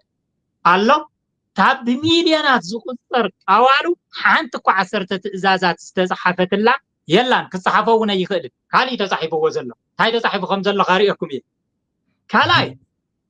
ሓንቲ ብኢድ እግዚአብሔር ዝተጻሕፈት የላን እቲ ንሙሴ ዝበሎ ግን ክልቲኡ ግዜ ፀሪብካ ኣምፅእ ዝተባሃለ እምበር ፅሒፍካ ቅረበ የተባሃለ ባዕለይ የክፅሕፎ እዩ ዝበሎ እግዚአብሔር ባዕሉ በጻብዕት እግዚአብሔር ስለ ዝተጻሕፈ እዩ ተኣምራት ዝገብር ዝነበረ ሕይ ኣድበስ ቢሰው ዳጎን ባገልበጠቶ ወዳጎን ስታናይ ሙሴ ዳጎን ዝገልበጠቶ እምበር ዘውዚ ፈርኒቸር ንመን ይግልብጥ ኩባያ ማይ ኳ ዘይግልብጥ ንባዕሉ ፈቀዱ ሊያውና ገልበጥና ወሰድዎ ፈቀዱ እንዳሓሰር እናደረበ ይወስ ብድሕሪ ተጠቂስለይ ሞይቱሞ ዮናስ ሃይለ ማርያም ምላሽ ከብና ዓየፍት ኣክሱም ሒባስ ውሳነ ዳጎን ዘበለትሊ 21 ምዃነ በየናይ መጽሓፍ ረኺቡ ወይ 21 ዲ 31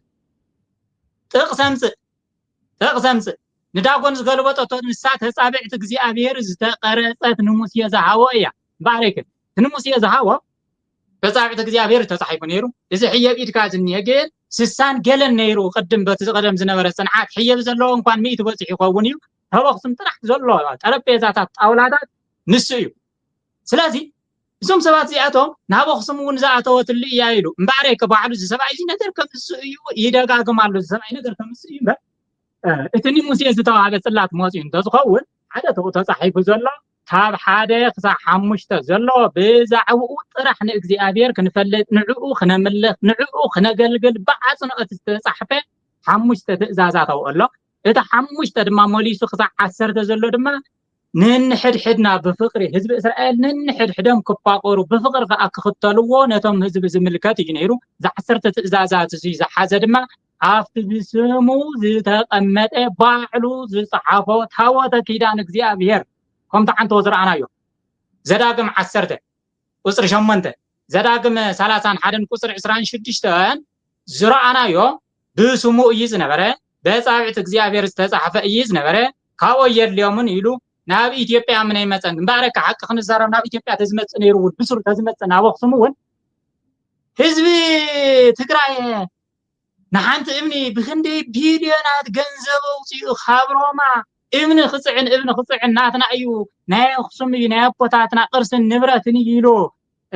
خصعن زخل جنزب عزين توسس إتي بوفولي بصابت እግዚአብሔር ተጻሒፉ ዝተዋሃቦም እስራኤላውያን አበይ ከምዘሎ እንታይ ከም ዝኾነ ጥቕሙ ኮንታ እዩ ስለ ዝተረድኦም ስኺሎም ነቲ ዝፅበይዎ መሲህ ዳ ይፅበየለው እምበር ሸለል ኢሎም መንዑ እንታይ ምዃኑ ፈሊጦም እምበር ለይተይ ምሕደርዋን እምበኣረይከ ብሕጊ እውን ዘይንብረትካ ይተሓዝይ ዝብል ዘይንብረትና ሰሪቕና ምፂና ኢና ዝብል ታሪክ እናተረካ ሓንቲ ዓመት ኣይነፅንሑናን መፂኦም ከዓ ገልቢጦም ወሰድዎ ነይሮም ስለዚ የለዩ تزل حيوان على أنت زبان عين متحابن نمن تحب انتهي زام حبات تابعين بيت مثلا مثلكم أطبع من أرائل توهيب إذا توهل ما قال زبان تسوى مسيء أو زي تقبير طرفين تحاوي إزله تعود كده أن إخزابير مسيء ينابو خصم تحاوي إزله جماعة مسكون ومسيء يوزي إزله تحاوي انتهي نمن تحي زحباتن نخحب بعديه من يحبوا ويلون إزاي شتارا قدسيو خمسيو نسخاتكم يتقربوا نساتهم يا قدسات كوين من نادقوا من سبنا تفقن ناولس بتحرين السمك حيزو مستهزوا زي يقربوا خي تقربون شيء رئيس الذي يلا زمت جماد يلا جماد متى جماد مسكلون زاد احنا سبي يلا كريستوس بمسقال تدحينا بقى دحينا عالم تبوز من دحيني بوز يا من جن جماد مسكل استقبر مسكل كسبه ما في امبر من ملوت زم صلي يلا سلازي زي يلا انت زهلو نيرو كم أيقونن إسرائيلاويان ليتي محدروان مموتو هذا أبا لا الله تفضل ولا تغني وسمعتنا وزعتهم يفضلوا ويا زي زوم زتخبروا نا إثيوبيا مرة حزنورو أتمنى سديناوي حتى تنتهي لحتى تورني المدركون أتمنى تابو تي حاولت أخصم من تأينا أخصم كويرو حاولت أخصم مخنياتو بناتو بنايت حتاتي رئيس كتما وانا نا إثيوبيا أديس أبا سلزخونس أبديس أبا زي قمت أبديس أبا زي قوين إزيستي مولس ووستي حتى زي مولس لي حاول تقسمس نقسم من تاي كده هي الحتي توا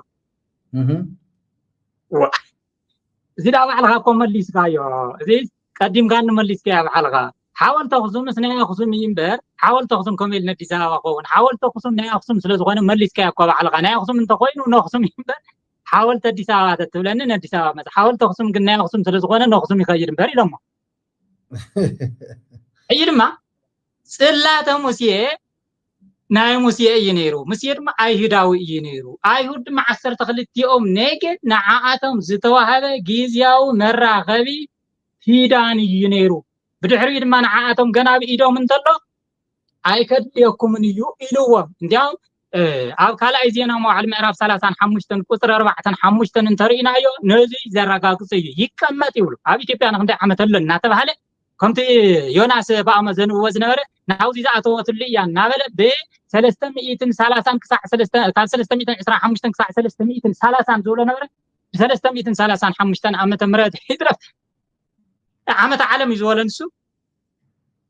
أما الزمان بإياسيه الزمان كمي كم زنورة ما تيوس وينجر معرف حدا عمسها فلداتو تقميت الله أبيدهم كم زنارة فاتي موزي كم زيلن تجهلون منهم كم كرس صغيرة فقمت تجي كوينو حتى كرسنا تتقمل لا من قد يلان ناي إسرائيلاويان ينيرو شرن إسرائيلاويان يو إسرائيلاويان مخانو كل زيناتهم مخانو حواري باولوس عبر هريه قميت لنا له نزي عن بيبه تاوزين أفتحد أغسطاي كسكرية روميا معرف تشعت هم زيبن إكزيابيرن هزب إسرائيل بكريستوس حق 5 زارب امبر كم زي حسو حليناي بمنفس قدس يمسكر ليو بزح قوان زي يقارص ጭንቅን አብልባ ያለው አነ ንባሕለይ ምእንቲ እቶም ብስጋ ሓዋተይና ዝማደይን ዝኾኑ ርጉም ኮይነ ካብ ክርስቶስ ክፍለም ደለኹ ንሳቶም እስራኤላውያን እዮም ሓደ ውሉድነትን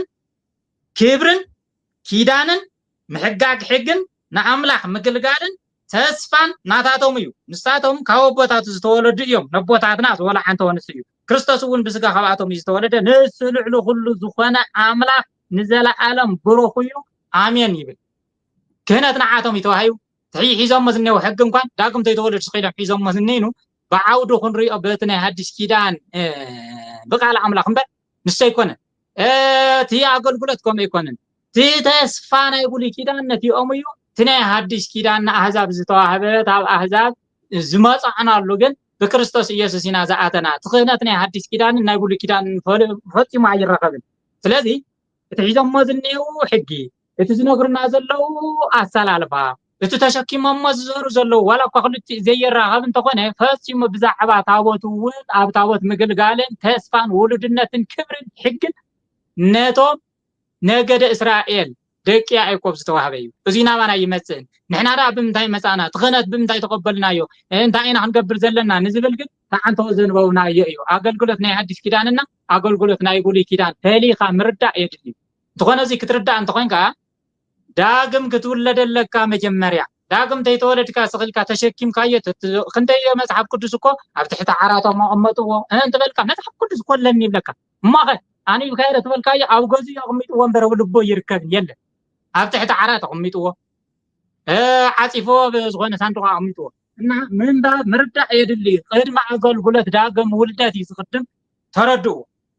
እዚ እንታይ ገበርካ ተይተወለድካ እንተለኻ ጣዋሉ ተሸኪምካ ምዝዋር ማለት ምንም ለውጥ የምስን ባረከ ኣብዚ እቲ ናይ ብሉይ كيدان ሙሴ ዝተዋሃበ ጽላት ከምዚ እንድሕርዳ ኮይኑ ትናዓና ተዋሂቡ ዘሎ ሕይና حديث كيدان አገልግሎት በክርስቶስ ኢየሱስ ዝረኸብናዮ እዚ እንድሕርዳ ኮይኑ መራኸቢ ማእኸላይ መተዓረቅን ንእግዚአብሔር አምላክ ክንሪኦል ንኽእል ኢየሱስ ክርስቶስን ምዃኑ እንድሕርዳ ሪኢና ናይ حديث كيدان እና ናይ ብሉይ كيدان ሪኢና እንድሕርዳ ኮይና ቦትክሳሕ ሒዝ መጻናዮ ኣብዚ ዝኸብር ዘሎ ደዓ መን እዩ ማይ ብምንጻት ጥምቀት ብዝመስል ብጓይላ ብጭፈራ ብምንዝርና ብዝተፈላለየ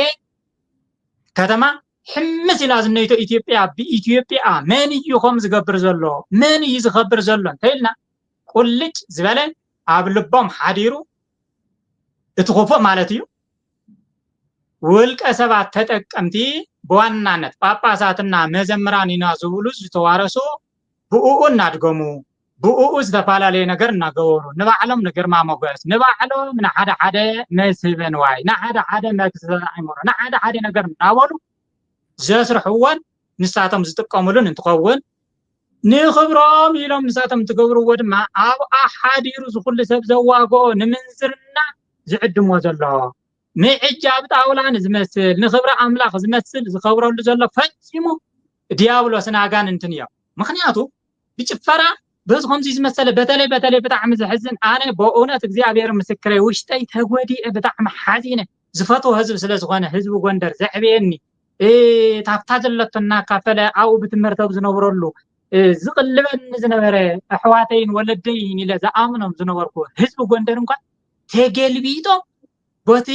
ግንን ዝበለ ናይ ጭፈራ ሙዚቃ ገይሮም ከተማ ሕምስ ሰቢሎማ ይሄ የኛ ነው ይሄ መልክዑ ቀይር በፍጹም ንህዝብ ጎንደር ዘይምጥን كيف ዝኾነ ባህልን ግዛዕን ሒዞም ብጭፈራ ታብዚ ልምድዚ እንዲያው ንሕና ኣብ ትግራይ ይሕሽ ኣብ ትግራይ ታይሪ ኣለኹ ሕይዳ ተመባ ሁራ መራ ክርስቶስ ዝም ዝበልኩሞም ተመባ ሁራ ናብ ሕጋኦም ምትነሕና ሕጋ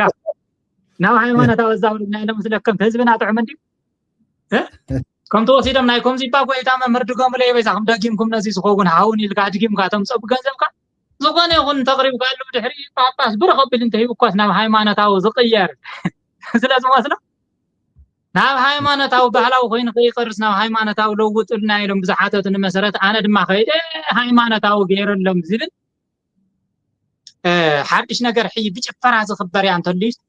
ኣምፅኦሞ ዘለው ሕይ ተኣታተሎ እምበር ከምኡ ይነበረ ናባና ይሕሽ ዋላ እኳ ሓደ ግዜ ከም በዓለ ማርያም ጉንበት ልደታ ተዋሂዱ ብስኽራን ዓርቢ ስቕለት ሕልፍ ምስ በለ ድማ ጾምጾሞም ጸኒሖም ይሰመብትን ሰዓያ ዘሎ ስኽራን ይረአ እዩ ከምዚ ዓይነት ግንን ዝበለ ጭፈራ ከምናይ ጎንደር ኣነ ኣይርአንን ዝኾነ ብናይ ኣሸንዳውን ዝተኸሰተ ዝኾነ ዝብልዎ ኣሎ ስፖንሰር ንምግባር ሆቴሎም ከፋለጥ ኢሎም ዝኾነ በየኣንጎሉ ዳሳት ገይሮም መዓት ካሳታት ዕፅፍ ዋጋ ብምውሳኽ ንስኽራንን ንምንዝርና ዝዳርግ بقابض قربا قزية تأتاتي بأشان دام مخنيات بحادة حدا كونسرت بزبل قوة ترانا وفتصم كم زيز مسألة رخصت كم زيز مسألة دانكيران عبدان أب كريستيانات ينازول حزب غندر مرأي عزي أي حازينة بقيت مالي كم تمال أنا تسمعنا يفلت ريو هي نيانو بزبل فكرات بكات نحنا زولو وزصوعو بوتا نحنا زولو وزصوعو قساقس نتي خد حنا مزمت بعد تمكات بزبل نتي تتمق إيسوس كريستوس زي جلس نحنا يزولو وربعنا ربعة طاولة ممك حجرهم هزب غندرس بربعنا ربعة صرف طاولة كسع 5 ساعات الرخصة كوارث كم زي مثل وردتر إن يفلتن تخون حدا تسفاز اللهم قلعب تقرأي أبز إيرتراري اللهو يزور رازب الكم زي تقول وزلهم فتشي مبقى العملاق يمزن فقد عادنكم تقولكم كما ايتو قال عملاقكم زي يزب الوطات تلعيلهم اللو خاب سنبت تمرت جغانو نايتا بيت كريستيان تسفاز غنو اللو حدا يسدر زلو ممهران وطاتات هون اللو ولا قابز حتى تسددن تتوقف عن افم كعاصو سقول تتباهل خنب على يوناس هايله مريم انت حمصوا جنت حكي موزحتو እናተ ገለጸን እናተ ፈለጠን ይዘሉ አብዝብና ነገረኝ መጥቅላል ግን በዚ ጎይላዚ በዚ ጭፈራዚ በዚ ዳንኬራዚ በዚ ምንዝርናዚ ዝረከዝ خبر አምላክ የብልናን በዚ ግለጽ ጥምቀት ጎይታና ኢየሱስ ክርስቶስ ነው ፈጽሙ የለን ናአጋንንትን ይዝገልጽ ምክንያቱ ሩእይ እዚ ንመርዳዕስ ማቴዎስ ወንጌል ምዕራፍ 3 ቁጥር 13 ጎይታና መድኃኒትና ኢየሱስ ክርስቶስ ከመይ ተጠሚቁ ክትማቅ እንተሎ እንታይ ተጠቂሙ እንታይ ተገዲጹ ናይ ጥምቀት ውስጢት ክንጭቁጣ ንኽእል እንታይ ያለልና እንተድሚብና አሎ ናነዚ ንምድበስባስ ጥቅሲ መጽሐፍቱ ውን ይቀይርዎን አለው ነትምርቲ ይኽን ተወሉ ጥቅሳምጾ ዝብል ሰብ ስለዝበዝሐ ነቲ ጥቅሲ ሓደ ባሕደ ውን ይቀይርዎ አለው ልብልና ክነስተውዕለ ይግባእ አቡነ ጳውሎስ ከሕትሙ ወክሳብ አቡነ ጳውሎስ ዝነበረ ግብረ ሐዋርያት ምዕራፍ 1 نبر وهاجر يرساليم استخلفوا هايلا مريم زولز نبره يوحنس አጥመቀ መባይ ወአንቱም ይህ ተጠመቁ በእሳት ወመንፈስ ቅዱስ ብለስ ነበር ሒን ታይገርምሉ አቡነ ማቲያስ መስመሱ ዮሐንስ አጥመቀ በማይ ወአንቱም ይህ ተጠመቁ ገይርማሉ ረግሞ ነቶም ጠንቆልትን ዝተዋረሱ አጋንንታዊ ዘዋረሱ ዘለው ንባዓለ አቶ ግርማ ንባዓለ ሄኖክ ነትሰደልኩም ዘለው نعم زيد قفتقسي نغير المصحف القدس سلازي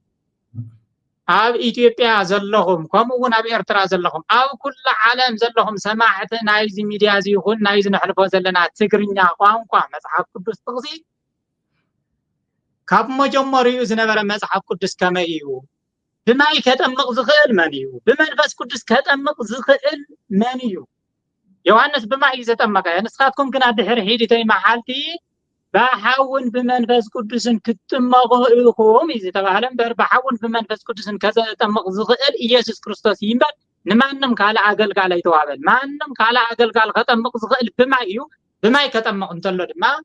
መቁፀሪያ ማየልን ካለ ማየልን በማይ ምጥማቅ ማለት ከም ትግብር ሐዋርያት 28 ዘሎ ትመስክረሉ ወንጌል ተስምዖ ብኡም ዝአመነ ከም ናይ ቆርኔሌዎስ ድማ በማይ ተጠምቆ በድሕሪ እዙይ ሙሉእ በሙሉእ 4 ነጥብ ውሽጥ አሚኑ ተለዊጡ ብንስሓ ተመሊሱ ምዃኑ በወንጌል በትዝ ነገር ካይ አሚኑ ምዃኑ ተረጋገጽካ በማይ ከተጠመቅ ፍልምበ በመንፈስ ቅዱስ ዘጠምቅ የለ እሞ በማይ እንዲና ነጠምቅ ዘለና በማይ እንዲና ነጠምቅ ዘለና አንተ ተዋይሉ ድማ በማይ ኮማ አይነት በኢየሱስ ክርስቶስ ጥምቀተ መኽኒኻ የለን ኢየሱስ ክርስቶስ በከመይ ከም ዝተጠመቀ ሪኢና ነና ናቱ ውጽኢት ከንታ እዩ ጠቅስናልኩም ነና ጥቅሲ ዋው ዘገርም እዩ ጎይታ ይባርኩም መምህር ኣብዚ እስቲ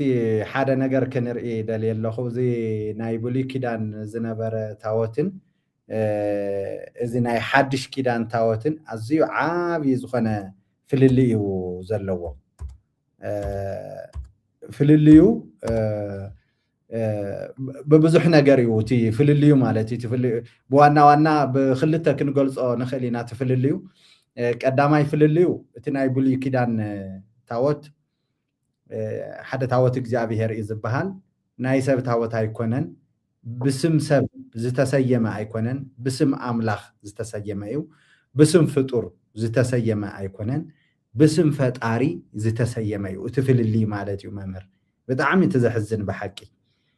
حدا تقرصهم كتريو كلهم اتي ناي بولي كدان زنبره تاوت ابزي بسئلي ملكع اوصيو አለኹ ሁሉ كنريو من نزوم تعذبتنا اتي ابولي كدان زنبره تاوت 4 7 يوم زشكمو 4 7 يوم زشكمو ملوغيا زبحال مسكمي علوم 4 7 يوم زكمو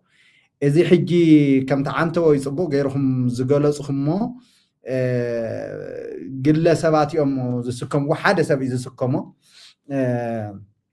ازيوم بعلم تم ناي فطرات ارثوذكس توحدو استقرصو تم ناي فطرات تاوتات بعلم حجي تناي اكسوم صيون زبلوون تناي اكسوم صيون زبلوو حده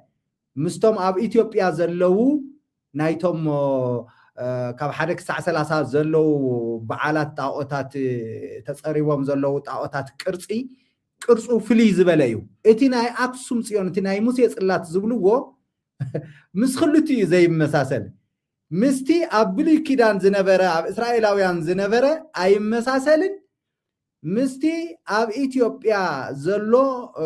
ናይቶም ካልኦት ጣዖታት ቅርጺ ፈጺሙ ኣይመሳሰልን ፍልይ ዝበለ እዩ እዚህ ቅርጹ ክነርዮም እሞ ሽዑ ኣብዚ ንስኹም ከዓ ክትገልጽዎ ኢኹም ምስቲ ናይ መናፍስቲ ዓለም እንታይ ዓይነት ምትሓዝ ኣለዎ ከዓ ክትገልጽዎ ኢኹም ሕጂ እስቲ እተን ስእላት ከርእዮም እስቲ ንኣብነት ካብዚ ክንጅምሪና ሕጂ ረአዩ ትማሊ ዝነበረ ማለት እዩ ትማሊ ዝነበረ በዓል ጥምቀት ረአዩ ከምዚኦም ተሰኪሞሞም ቶም ታወታት ማለት እዩ ሕጂ ሓደ ናይ አርሴማ እዩ ሓደ ናይ ሚካኤል እዩ ሓደ ናይ ገብርኤል እዩ ሓደ ናይ ገብረ መንፈስ ቅዱስ ሓደ ናይ ጊዮርጊስ ናይ ተክለ ሃይማኖት ተሪሎም ኣለዉ እዚ ሓደ ሰብ ተሰኪሞም ዘለው እዚኦም ራይዎም ኩሎም እዚኦም ማለት እዩ ራይዎም ከምዚ ነይሮም ትማሊ ከምዚ ከዓሎ ብዓይነቱ እዮም ከምዚ ከዓለው ብዓይነቱ እዮም እቲ ክዳን እቲ ገለ ይፈላለዩ እምበር ያው ሓደ ዓይነት እዮም ኦኬ ካልእ መምህር كجلس كله زي تسكيمهم ما زنابرو حدا قشي زشكمه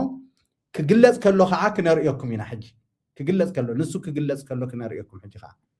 اوكي نسو كجلس كله خا رايو توشتو كجلس كله حجي زي قدمي 4 عامت حدا بحنساب تيولوجي استمهرنا قوموس نيرو حدا عركي كله بجبريل ما حدار نيرو زين هاي كله بجبريل تاوت ايزي امنكم اي امنكم إذن هاي كله بجبريل سيلو زسادة اللي ممر الصبح أزيت تساري غزقادة هذا حاوزي أن تساري غزقادة أيه ما كم تتواضع مسرع قول إندي زيني هو إيش رأيوا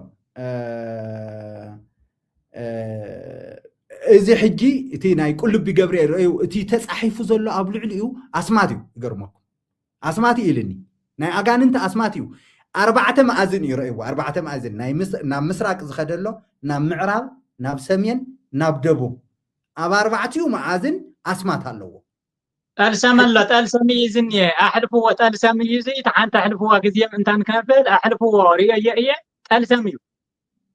أوكي جن تاوت يزي إذا بعلو تاوت يو زقرميو سلازي إذا حجي بأسمات استملك هذا 4 مأذن سبات بذي أفسس عدنز أسمات زي تسحيوهم زموصلو قدنيا زخنا ناي أغاننتي تألسامي كم تزبالكم مالتي يا هالشي كاتسيلو زي بعليو مالتي كم زي بزي خدان تخون كله كم زي مالتي بس ما أول لون هسكدس يلو أو يرقلو تي دقمتو كمان بس ما أول لون هسكدس أكلاتين هاراتين اندابله اقول اسمات مالتي زغرم يبحق زغرم رايوا تاسمات مالتي خنزي اغيرو سديد ليس مالتي ايشي كم زي عينه تاوت قالو رايوا كم زي عينه قالو كهارق بهارق قالو اتي قرصوم كريكم سلازدلو خيه اوكي كم زي قالو رايوا كم زي قالو اذا خا تاوته منتس بتاوته مريم دي قال يزول زلو ازون تاوتي رايو ازون الله كم زي عينت ون الله تاوته قدوس جبريل يبلالو حجي تاوتي زيو تي ابل علي انتني لما زلو زي مسل مالتيو رايو او تحت خعا كم زي الله سئلات الله ابزي يا هو اوكي نزي هزان كتمقو كلويو اوكي ازي خا ازي حجي تناي اكسوم صيون ازي تناي اكسوم صيون رايكم مستيوم اي مساسلن فصيمو اي مساسلن رايو عامي زغونه فللي يزلو ابزي رايو تناي اكسوم صيون ازي مسل تي كالوت اب كالوت ادبارات زلو تاوتات خانتو اريناكم علنا كوم يمسل مالتي تقرصو اوكي نابلي كيدان نخد نايبلي كيدان خا كمزي يمسل نايبلو كيدان ازي يمسل تملكتو انا مسيد يا 4 سبات يوم زحزوو ازي يمسل بخال ملكا خا كمز غيروم وني سئلوو اوكي ازي 4 سبات يوم زحزوو رايو ممهر ابزي 4 سبات يوم زسكمو رايو كمزي 4 سبات يوم زسكمو كمز غيروم يسكمو مالتيو حنساب تاوت كوص كلو ابز خاعتي ناي اكسوم صيون تاوت كوص كلو حنسا عستي انتاي كم زمثل نايلومي زوصو تاوتيو قرب فيديو نريهم امه ايوه تناي حجي كوص كلو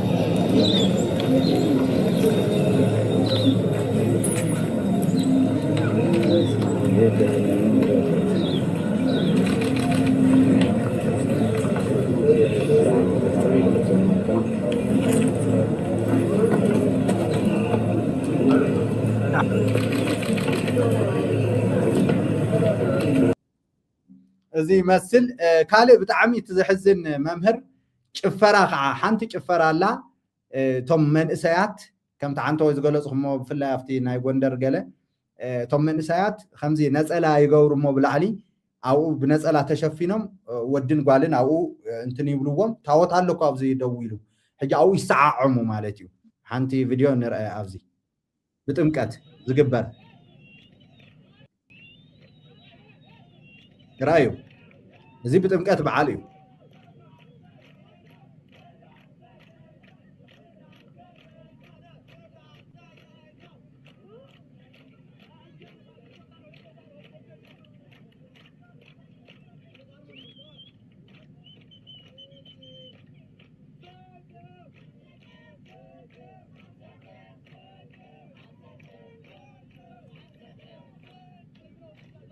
انتا يوم زبلو زلو ابزي سچو አልሰጥም ሃብዮ አይሄብን ትብል ታጓልኻ ابزي ኣብ ጥምቀት በዓል እዩ ኩሉ ናይ አጋንንት ዝሙት ዝካየድ ማለት ምክንያቱ ኣብ ኢሳይያስ እንታይ ዝብል ኣሎሲ በዚያም አጋንንት ይዘፍናሉ ይብል ኣብቲ ናይ በዓል አጋንንት ሲ አው ሲ አጋንንት ይጭፍሩ ይብል ማለት እዩ ስለዚህ እዚ ከመይ ትርእይዎ ብሕጽር ዝበለ በሐቂ እዚ ታይ ዘርኤና ዘሎ መጀመሪኡ እዚ ሒዝራናዮ ናይ ምስዓዓም ፕሮግራም እኳ መርዓ እዩ ዝመስል ኣነ ፈጺሞ ኣይምፈለኽዎን ግን ተተኸዲኖሞ ዝኔው ሸሚዝ ድማ ንጥምቀት ተባሂሉ ዝተዘጋጀወ ናይ ማርያም ናይ መጥምቀ ዮሐንስ ናይ ምናምን ተፈላለየ እዩ ንምንታይ ከምኡ እውን ኣነ ይርደንን ገይሮሞ ጥምቀት ኢየሱስ ክርስቶስ ንምግላጽ ናይ ካልእ መዝሙር ናይ ካልእ ትምህርቲ ናይ ካልእ ፎቶ ናይ ካልእ ግዛዕምዛዕ ንምንታይ ከም ዘድሊ እንድዒ ጠቕሊሉ ናይ ጋንንት ከም ዝኾነ ቦዚ ዝኸብር በዓል ጥምቀት ወይ ቦዚ ዝኸብር በዓል ናይ እግዚአብሔር ኢልካ ፈጽም ክኸውን ዘይኽእል እዩ ኣብ ጥምቀት ዝተገበረ እዩ ነገር እዚ ድማ ኣብ ኩሉ ዓዲ ከምኡ እዩ ተኻይዱ ኣብታ ኣነ ዝረኣኽዎ ኣብ መብዛሕትኡ ብኡ እዩ ካው ኣነ ብዘለኹሉ ከባቢ ድማ ፈጺሙ በቃ ሓንተን ሓደን ሒዝካ ታኡ ብስኽራንን ዕብድ ብዝበለ መልክዑ እዩ ተኸቢሩ እዚ ድማ በዚ ነገር እዚ ዝኸብር ሰይጣንን እምበር በዚ ዝኸብር እግዚአብሔር የለን ከም ካልእ ኣምላኽ እውን ኣይኮነን ፈጺሙ ሓደ ጸሓፊ ናይ እምነት ኦርቶዶክስ ተዋህዶ ሃይማኖት ዝብል እንታይ እዩ ነይሩ እቲ ዝኒሄ ፈጺሙ ንቤተ ክርስቲያንና ዝገልጽ ኣይኮነን ቤተ ክርስቲያንና ካብኡ መጀመሪኡ ጥምቀት ኢየሱስ ክርስቶስ ከተንጻባርቕ እንተላ ከምዚ ኣይኮነን በተጻሒፍ ዘሎ መሰረት ያ ጀሚራቶ እዚ ሕይዝኒ ግን ፈጺሙ ጸላእታ ኣትየማ ከይኮን ሰሊኾም ታ ቤተ ክርስቲያን እምበር ዝዝግበር ዘሎ ኣካይዳ ብሙሉኡ ናዓና ኣይኮነን ናዓና ይገልጽን እንትብል ብጉሉ ርእይቶ ኣቐሚጡ ኣሎ ኣማን ናይ ባዕሉ ማለት እዩ እንተኾነ ኣብቶም ዝረኣናዮም ታቦታት ግን حصر بزبالة زداقم 10 قصر 8 31 قصر 26 زرعنا يتفلاليو طمق بزبالة اتي باسم እግዚአብሔር ባዕሉ ይነይሩ በስም ካልአት ፍጡራን ፈጽሞ አይተሰየመን ካልአይ ጸሐፊ እግዚአብሔር ባዕሉ እዩ ሳልሳይ እቲ ጽሑፍ ባዕሉ ኣብዚኦም ብሙሉኦም ተጻሒፉ ዘሎ ብዘይካቲ ናይ ኣጋንንት ንብለ ዘለና ርእይ ዝኾነው ዘሎ ጠልሰምን ኣስማት ናይ ኣጋንንትን ምስተንቆላ ዝተተሓሓዘ ደገም ተቕሪጾም ዝነይኑ ካልእ ድማ ብየዋህነት ስኺሉ ብቕንዕና ገንዘቡ ከፊሉ ዘጽርዋ تسراب خا ገንዘቡ ተቀቢሉ ሹም ናይ ተባዓል ሃፍቲ ጽሕፍ መሰበለ ኣሞዳቱ አልፋ ኦሜጋ ዝብል እዩ እንዲያም ብዙሓት ተመሃራን ናይ ቤተ ክርስቲያን በዓል ብዙሓት ዳርጋ መብዛሕቶም ታይለም መልሰው ስጋው ደሞ ዝፍተተሉ ስም እግዚአብሔር አምላኽና ዝተጻሐፈሉ ስለዝኾነ ኢና እንበረው እንሰግድ ዘለና ናፍቲ ስምን ናፍቲ ቃል አምላኽን ኢና እንበር ናፍቲ ዝተጸረበ እንጨት አይኮና አንንተብሉ እዮም ዝማጎቱ ግን ዘፍርሰ መንገድ ታይኒ ሓደ ስም እግዚአብሔር አልፋ ኦሜጋ ይኮነን አልፋ ኦሜጋ ተባሂድ ተጻሒፉኒ አብዛሓት ነጻሕፍት እንኳን ተጻሒፉ ተቀምይጠሎ መምህራን ጽሒፎም አለው ታይ ዝብል አልፋ ኦሜጋ ማለት ስም እግዚአብሔር ዘይኮነስ ብግሪከኛ ካሃ ክሳዕ ተ ዘሎ ፊደል ናይ ግሪክ እዩ ናብ ፊደል ናይ ግሪክ ጽሐፈሉ ኣብታወት ናብቲ ግሪክ ናይ ፊደል ድማ ስገድ ዝበለ አምላኽ የለን ኣብ አዲስ ኪዳን ይኾነ ብሉይ ኪዳን ኣብ ተጻሒፉ ዘሎ 10 ትእዛዛት እዩ ናብቲ 10 ትእዛዛት ባዕሉ ዝጻሐፈ እግዚአብሔር ባዕሉ እዩ ፈጺሙ ምስቲ ኣብ ሰለስተ ኢና ክንከፍሎ ንኽእል ሓደ ታቦት ታብዚ ሒዝራናዮ ስመጋንንትን ጠልሰምን ዝተጻሐፈሉ ከምቲ ናይ ባዕለ ኣቡነ መንዮም ዝብሎም ናይ ዋእ መስራነ ጃና ሙራ ወሲዶም ዘድገሙ ከምቲ ኣቡነ ኤርምያስ ዝበልዎ ድማኒ ኣስጠንቁለው የሚያመጡት አድጊማም ዘምጽውዎ ኮይኑ ወቅጽረብ ተለት ሒዙ በዚ ዲዛይን እዚ ጽረበለ ኢሎም በመልክዕ ናይ ኣጋንንቲ ብስም ኣጋንንቲ ሰይሞም በአንተው ዘጽረውዎን እንሄ ብቕንዕና ዝመስል ናይ መላእክት ዝመስል ናይ ቅዱሳን ሰባት ዝመስል ወነውኒ ፈጽሙ ዚ በሙሉ ግን አው ተጸቂዕ ከምቲ ናይ ምሳሌ ቅዱሳን ዝበልና የባእሞ ተጸቂዕ ዝኸብር ዘሎ ብኡና ምሰለ ብዝሙት ዝኸብር ዘሎ ብጭፈራ ዝኸብር ዘሎ በባዕተ ደንብ መፍሳስን ብህውከትን ዝኸብር ዘሎ ብዝተፈላለየ ብዕልግና ዝኸብር ዘሎ እትበዓል ዋና ተበዓለ ገዝ ኾነ ዲያብሎስን ተኸተልቱን እምበር ፈጽሙ እግዚአብሔር በኸምዚ መንገድ ክኸብር አይኸልን ማርያም እንተኾነትውን ዋላ ብስማ ዝተባህለ እንተኾነ አይተዓዘዘን ብስም ማርያም ጽረቦ ይበለን ኣብ አዲስ ኪዳን ንሳም ስመጸትውን ብስመደ ይኮለ ጽረቦ ላይ አይበለን ዝገርመኩም ሓደ ኣብተና ያኽሱም ምላሽና ኢሎም ዘቕረብዎ نعين ندين بزبل اسمعت عمنتاي معرافين تبلكايو يلنكو عمنتاي تبلكا يلن هاو تسيايا توسخو تحدي شوي بزر تحدي تقال ايز نوركات تمتم زنور ناي زي معلم من مدي زلون ناي متحف قدس يراي نماريا ما يوكلن زولو نورسكي مسان وينا تسيايا تتنساي نسوس نعا يوكلن زولو ونورو بمولو حانت ملاش كبلنيه او كصالح اذن كمصيه ناي واحد بروجرام حيزنا نعاز ذوهبه بقى صحافو لي بقى قروص لي بسما غيركم تاوت قروص لا زبل بحدث كيدان يكون بولي كيدان فصيمو يله مخنياتو تامرات زغبره بصحابه እግዚአብሔር ስለተጻፈ ነተም ሰዋና በኢዶም ስለዛዓተወ ኮምቲ ትእዛዝን ሕግን ገይሮም ስለዛሓትዎ እንደገና ድማ ትእዛዛት እግዚአብሔር ስለዝነወረው እንበር ፈጽሞ አልፋ ወኦሜጋ ምናምን ዝብል አይኖረ ዘስማታት እዚ በሙሉ ካብ አልፋን ኦሜጋን ጀሚሩ ናይ ግሪክ ፊደል ታስማትን ጠልሰምን ተጻሒፈው ወዝኔ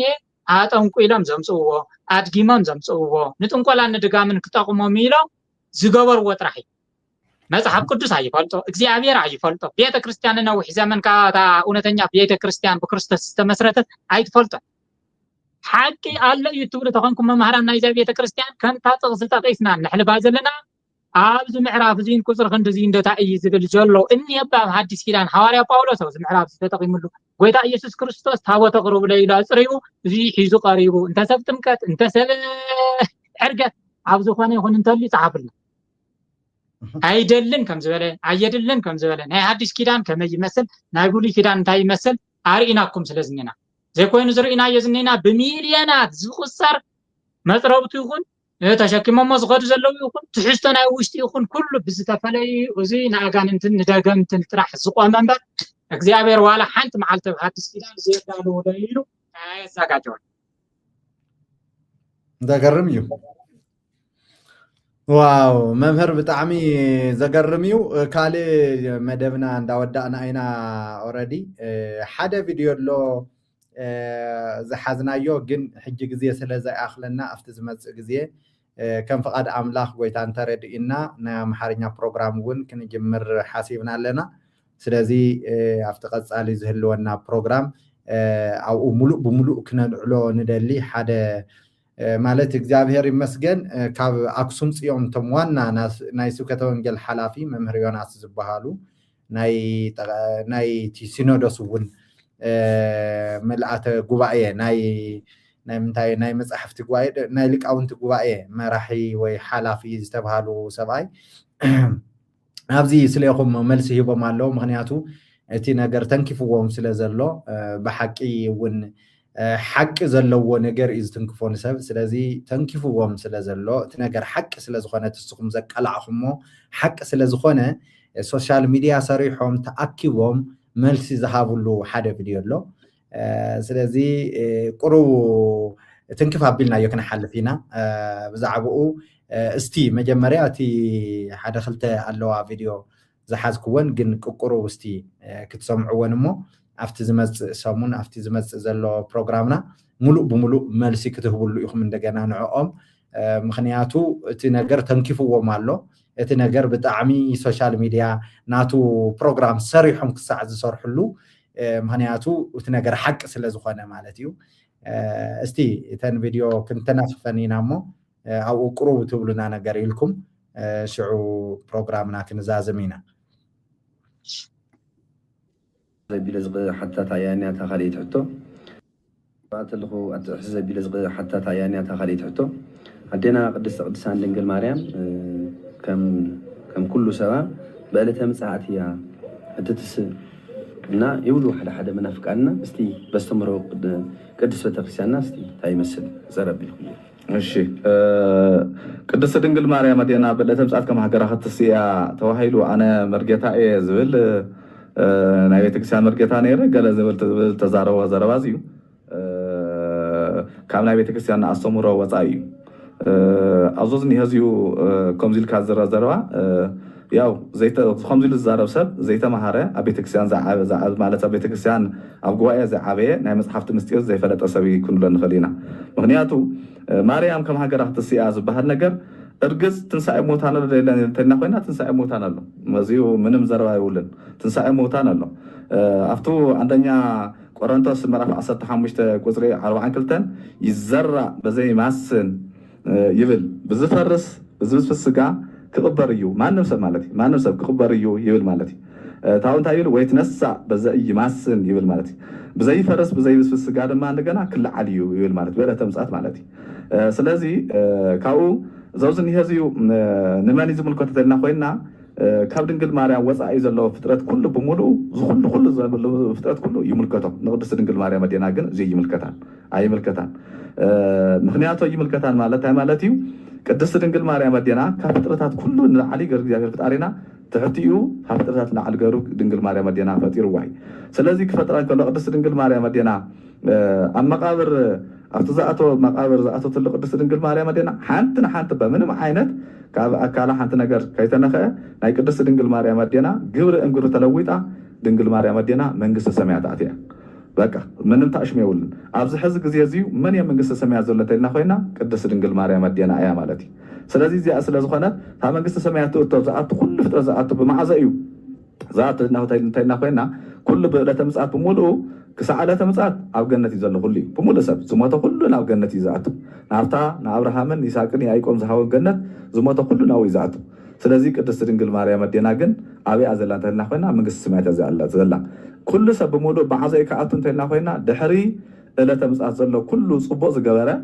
تنايز على الحقي فسيم وزخارة بمولو دحري لا تمسعات زلا كله نعم قصة سمعت كعاتي جنة كتحل فيها حمشت على مريض إذا حدا قال أي قال يتقعلا بكرة الكاونت ملت وملسان كملسي أنا مجابي حديث ممريوناس ناي مجرشان مزازي ميتين كن قبر مخ أبو أنا كتسأل خيدنا مالتنا انتو يلوم متكاس موكيرم نيرم مرقيتا ينيري زبل حدا سباي أخصم تيان فلاي إذا أخصم بيان فلاي بقربنا بقوريد بقونجيل زي سرعات كله زي دا ملخو نجزاير أملاك دا ملخو كساح زي تمالو زنبرة زون قدميتو من زخيد نجزاير أملاك دا ملخو صنحو بوتاتنا وردنا أخصم تيان قاون زبها الأملاخيات ملخ كافتهم سبعان كلتن منافستي تواريس إيه تفلاليو هلو لو زولو وقعتات زين صبارق أدامي صمت خوين من صار يرسبايمو استي مس أستمرنا قدس فتخسيانا سي كم يأخذ طريقه كم جي أمزولو مدنا قرتخ تعيو بحري أمسرخ كم إيو تقولوا نقرسي ما زيكم توزول كايو هزوقسم قاول أيقونن قاول زبهال على سنيات ويدما بطناتو زلاربا حنا نفلتن حين نسمع زلنا انتلا شمونا حين نسمع زلنا نما جمريا غزي انا حيه سمع زلنا وحليو مالتي سلازي ازيو مسوز خيد مسوز نبره انا نعوم لخيد خيد نبره قبل تزارو سب نصر انبر هزوقسم أيقونن هزوقسم افتو يعيقوب مراف 14 شعات تايبل وهو بلو ولا እግዚአብሔር وانبياء بلو ولا غانيان እግዚአብሔር ፈጣሪهم እሺ ወልዎ ነትጋንያን ግን እምቢ ወልዎ ኢሉ ያዕቆብ ከም ተዛረወ ህዝቦክሱም በሙሉ ነጸላ ሰናያት ሰይጣን እምቢ ኢሉ ሰማይና መፈጠር ፈጠራ አምላክ ዘምልኽ ቅድስት ድንግል ማርያም አዲና ወላዲተ አምላክ እያ ስለዚህ በጸሎታ በማላጅነታ ክትረዳና እያ ኢሉ ዘአምን ህዝቢ ንድንግል ማርያም በማላጅነታ በጸሎታ ክትረዳው ከም ዘለዋ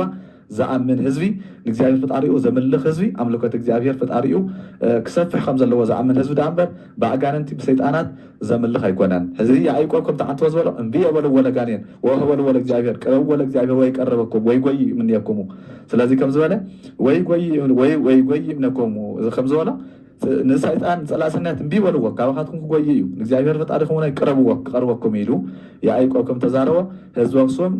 نجزاير فطاريو قروب ندنقل مريم أدينا قروب كابو كابيت كريستيان مسعام لبو كابدنقل كاب زيابير فتاري محساب كابدنقل مريم أدينا مالا جنة زي وصل محساب إلو كامسوا زي فله قدوس زبي ناي فتاري تخطى لايد أمبر ناي قاول زبحال سيطان عملاخي أيقوانا تخطالون أيقوانا زربازيو تفكرني أنا قرأ أيقوانا سلازي زوكم زي لهم زارو سوات كم النسيومان زمصلو أفتو قبرة هوريات معرف شو أنت زي مثل بحسر الزبالة بتعامل زجرمي بحكي معرخ ندي تتنكفهم كم زلوا يوزر إيكا تعامي كبرنا أملاخ بحكي نحن أون تجودهم كفلتو يوتيك عندنا جر بحكي بقاهم غير بيتا بقاول منفس كم زصرحو ز قالوا مالتي أملاخ سلازي بزعبا زي قروب بزعباتي زبلوو مجمرتا بزعبا ناي مريم مسهاجر تتسبر مريم فلي زخونه تنساي يلن ناي مريم تنساي زبحال ነገር يلن بزبل زغلصخمو بزعبو ملس كهيب فتنو እንደገና خا بزعباتي ጋውል ማለት እዩ ትናይ ጋውል መንፈስ خا كمان ጽቦ ገይሩ ንክገልጾ ንክምልሲ ሞራል አይረኸበን ምክንያቱ አውሽጦም ከም ዘሎ ይዘርየካ ማለት እዩ ስለዚህ بزعبا زي قرو مو بلونا شعو ناتو مدب حيزنا صبو غيرنا كنገልጾ ኢና ዚ ጉዳይ ዚ وما መጀመሪያ እዚኦም ቲ ጋዜጠኛ መናፍቃን አለው ይሉ ምንፍቅና እንታይ ምዃነ አይተረድኡን መናፍቅ ማለት ንዋዕሉ እዩ ምንፍቅና ማለት ባዕሉ ይፈልጣል መናፍቅ እዩ ንሱ ባዕሉ ተወዲ ቀጽሎም ቶም መማህራን ተባሂሎም ተቀሚጦም ዘለው ድማ ናይ ቤተ ክርስቲያንና ዝተማህረ እኳ አይኮነን መርጌታ እየ ዝብል ዝበሎ ሙሉ ጨቢል ይፈልጠኒ ይትረፍ ደ መጽሐፍ ቅዱስ ሒዞ ዮናስ ምሳይ ክዛረብስ ምስታሸመንተ ወርሒ ዘማሃርኩዋ መንፈሳዊ ጓለይ ተራኺቦም መማህራንና ኸነምጽ እንበረይን ምልሰልክን ኢሎም ወኸሮ ቢላቱ በቃል አምላኽ መማህራንኩም ተምጽ ተኾንኩም ኣነ እውን ከምጽ ኢላ ተቃራሪብና ኣፉ ሒዙ እዩ ዝኸደ እንዲያም ብዝሕሸ ብጣዕሚ ዘሕዝን ኣብ ኣኽሱም ዋላ እኳ በት ናይ መጽሐፍ ቅዱስ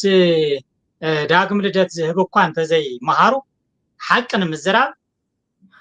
ናብ ኣኽሱም ዘይምጥን መምህር እዚ ሞጽ ዝኒሄ ካብ ሽረ اللي ناتي هي وتلوا ونمسحف قدس بدم بكيرن ين عفزت حزت تشعو مسانا نيرن ين ناتي هي وت اللي نساتنا بزلوال نايدو قام مهران دما بعل زتي بهيوت ابزلول بعل ممر امصالو ابزلول اوخسن كمتي عينت اذي حيزكا بتعبي تلطيتكا ترت كمهر زخل ممر اوخسن ابتم كله ليقاونت زلوو مقماتو وزع غدي يتحز لتسلطاني حي عارفين ومبر مرجيتات اوملسان باحلو تمسسن يمكن باحلو ناي مصحف قدس ممري توايلو مصحف قدس ኳተ ዘይኮነ ሙልጭ ኢሉ ናይ ካሊ ሞዩስ አስዮም አየራኸውን ዳሬ ከፊት ለፊት ተራቂብና እናት ህይወተ ማእኸለና ናት ክንዛራረፍ እንተለና ናይ ቤተ ክርስቲያን ትምህርተይ ፊት ለፊት ተናገርና አይና ዮናስ አውቆቋም እንዳመንክር ግጫው እንዳ አውኩልቲ ተባሞ ዘቅረብኩ ወዳይነት ሃይማኖት ብራን እንዳይነት አወለ ገብርኤል ባታ ጎንደር ከም ዝነበርኩ ነግረየ ድቅኔ ድማ ቅድሚአን ኣብ ቅድምተናይ ቅኔ መምህርናት ህይወት እንዳመንክር ግጫው ከም ዝተኸነኹ سندو يدحيز موسي خسي يوزي كون فايل كايلم تيوه وفايل نفسه ما تمرتي مويا يقول قلتي كنت عمد كم تقول كل سعودين يعني لا يوم نديام بزمانيان شو حتى بزمانيان شدشتنا وكم مسألة مرتبية تراخيبنا قديف كايا خان كذا خاز مساخا ساينس تمرت متلي كوامبر نشوس نايتا بيت كريستيان تمرت وكوكاني يكون كني يكون زماري مواسي تدقوا يبلغ أنا نهنا وكرم أفكاس خفتي لا يوم أو كرم تمتأكيوم زنورو حافيرو عافي كفتن هذا حيث وازن نمر مسافة حديث تيران كوفكز يزن عيلو بدرس ولا كانوا باني تمحيه كنت هم قلعون تم هزبا وزن يعني نيلنا بخندعيو أو أتسوقي افتاق اسم شفاني غيره أو يفقارنا يكوننا وفالتنا حيوان انتوانا سماحتنا فوبل كاتاتو لنا أو أسالي ملاش عيسى قربية انت تلقى يزني حي تنسايه أبربع عن شدشتن كسر زي كونه نقدم زقدم بعسران حدني وقامة تقاقين كان كسر حسراز والكو نعرف عسرت حموشته قصري عيسرا جميرو كم زيزل كريستوس جنا خاموت تنسى وزي كان أيضا زموت بخور تنسى كونه كرم يسوع كريستوس تنسى زخانه يكون بخور يلا تمري سامي لهم من فساو تنسى مالتيو قصر عسران حدن سلازي كم تبحاد زموت زمزة كم خاء تنسى موتان بحاد سبي زمزة كم تقولاتهم بعدهم زموتو كم إدما قولاتهم بكريستوس ياوان خون إياه جنا نفس وكف بمصر عيو أغادي مكرستان سنسه داحر أو كالاي مسعاتو إتومناي كريستوس وانو غدنس يوم يزبل أمم ناي كريستوس تنسائن أمم ناي ترى حلي زمتسئل مريم تسيئة أيا زبل نسي زبل زلن بر معراب كندك الرغو ناي زيزات بمولو غالي توسخون اللحيسة قربية ملكا مريم بعلم كان سمعي أنا زنبوي مثلا ننبر نحنا نقول لنا ملكة مريم ما تبتري تنسائي بفلسات أنا هاسا عسرت شدش تخابين أبي كم زمصق زلزي سبزي أنا عيرت أنا ملكة مريم إنها ملكة يسكر أنت لنا عم ملكة مريم زلو نيجي مريم كذي خابيون هاسي سمع اللهم ده سلام لفلسات زكاتي زبير سلام لمقابرك زبير زلو ملكة مريم بر سلام لتنسائي سلام لإرقاتك زبير يلا يصح هو أخوني أنت يسوع كريستوس جن سلام لتنسائك تتيقبوت زينا تنسائهم لكبر بقدسان زموتي بلالله سلام لإرقاتك زي تركب مطانو ولا نمرتك سلام لأبوك وستيمانو يبلالله مكابرك كزبيون تنسائي إذني ملكة مريم من ملكة يس بعلم كانوا لزلنا قلت غير عقمنيتو وي نارا زي تمهارن تقوين زي تمهارن تقوين انتي لما يرى يزبر زي هي بعمل مبسوة سيار وا قدس داويت بمنفس أملاك استنقر مزمور داويت عسرت شدشت نباري خامس باسكر أي تحت قوني خابلن برننو خلي لدي جانا حيزنا يخن مدينة بومولو وحانت نبيسنا خنوصني نعمل لاش كولي عبزي خنكرم دمائنا خمتانا يكرم حي خنكرم معينا بركم سكر كاس الدانا قر محبرة سبحية يلا مسحب قدس موائد مسحب قدس أبقوز مسحب قدس أبقيدو أبزا حاجة الهزري كم زيادة بسيسكا بترى تزخطة لسبيل ناي بحكي اندحر تبعات اللوم وي اندحر نكملسو بقع زغونه ملسي اللوم خا نحنا اب سوشيال ميديا مونغونيا مزرارب غيرنا كنزاروم نخلينا ملسس كوهابوم يخلي بقع ملس كوهابوم يخلي اندحر تبعات اللوم نقربو مالتي يا بزغونه ممهر صبو غيركم غليصكم ابز مص غزيه ناتو مدب حيزنا كنقربينا كبرات تعذبتنا امبارتي ساعتنا ازيو خيدو سلازلو تم حتى زلكم مزمت جزية حتىهم تقربوا قدام يزهلونا بروجرام سلازين قدام مدابكم نقدام حتوتاتكم حيزكم قربوا شعو احصر ابلنا ودينا نافتي حتون ملس المدب كنا اتينا مالتي ويتا يبارككم كم فقد املاح خانا يا محرنيا مدب ابزي سومنزي كم فقد املاح كنجمرينا تي نجمرلو معلتن ساعتن فلينا كننغركم هنا እግዚአብሔር አምላክ ተመስገነ ይሁን እዛ አገልግሎት ዚ አዝዩ ሰፊሑን አዝዩ ብዙሓት ነፍሳት ንምድሓን ምኽንያት ይኸውን ስለዘሎ ዝዕዮ ወንጌል ከዓ ናይ ኩልና ጾር ስለዝኾነ አገልግሎትና ደግፉ እቶም አገልግሎትና ተደግፉ ኣብዚ ቁጽሪ ዋትስኣፕ ጽሓፉልና ኢኹም እግዚአብሔር አምላክ ይባርክኩም መምህር ተወልደ በብዙሕ ስደት እዮም ዝሓልፉ ዘለው በሐቂ ስለዚ ጸልዩሎም ከዓ حجزوهم كا تي أقلقلتنا ون حجزوا تنقبر زلنا خلو بجنزب سلازخنا حجزوا إيهم جابهر أملاخ يباركم تم سنة عايز لهم قوي تباركم تباركم ممهر عبزي أقلقلتنا نايلومي عبزي كنزازمينا نايمو دعتاتو لغو نقر ندحر الله بلونا مو بزي كنودينا እግዚአብሔር ይባረክ ብዙሕ ኢላ ነይረ ካብና ይጥምቀት ናይ ቃና ዘገሊላ ዝተፋላለየ ወረባት ይዘመሲ ነይረ ዝኾነ ኮይኑ ግዜ هو ጽቦ ብጣዕሚ በሪ ብጣዕሚ ሓደ ደወስ ክንብል هو ብጣዕሚ የድልዩ መምህር ብጣዕሚ ወስበሉልና በሐቂ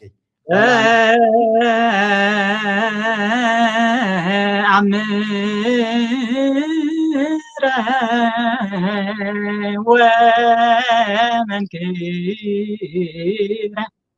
باتيتو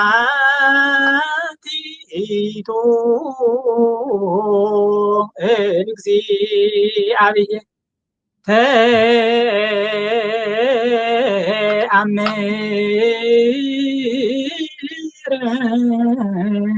ومنكر باتيتو እግዚአብሔር በቃና ዘገ ሊላ ዘገሊላ ከብካውኮ واو ቀጥልና ኢየሱስ ክርስቶስ ወይም ደግሞ ዘሎ ይተባረክና ከንበሊና ክብርን እግዚአብሔር ይኹን ሓደ መተሓሳሰብ ሓጢረለኒ መተሓሳሰብ በእውነታው ዘመን እዚ ልክ ናና ጥራሕ ስደት እንተበልና ናና ኩሉ ሰብ ይፈልጠልና እዩ ኩሉ ሰብ ክሕግዘና እውን በተዳጋጋም መእተዊና ንመዕፀዊና እንብለለና ተኣገልግሎት ናይ ኩላትና ስለዝኾነ እዚ ዝበፅሐና ዘሎ ፀገም ሩኡይ ስለዝኾነ ብዘይ ገንዘብ ንገብሮ ነገር የለን ደሞና ተባረከትና ናው ዝምቅላዕ እዚ እንመፅእ ሰባት በተለይ ከቢድ ዝኾነ ነገር ይገጥመና ኣለኑ ሙሉእና ማለት እዩ ዘተሓሳስቦ ግን ብተወሳኺ ዘለኒ እዚ ከም ዘለዎ ኮይኑ ብትኹረት ንህዝቢ ጎጃምን ንህዝቢ ኣክሱምን ዝምልከት እኳ እንተኾነ ትዋና ሰይሞሞ ዝነይኑ እኳ እንተኾነ ግን በተለይ ኣብ ኩሉ ዓለም ኣብ ኢትዮጵያ በሙሉኡ ዘለው ቤተ እስራኤላውያን ዝበሃሉ ኣብ ዘይንታዮም ክሳብ ዝሓለፈ ሰሙን ኣብ ኣላማጣ ከባቢ ምንም ዘይፈልጠሉ ንሱ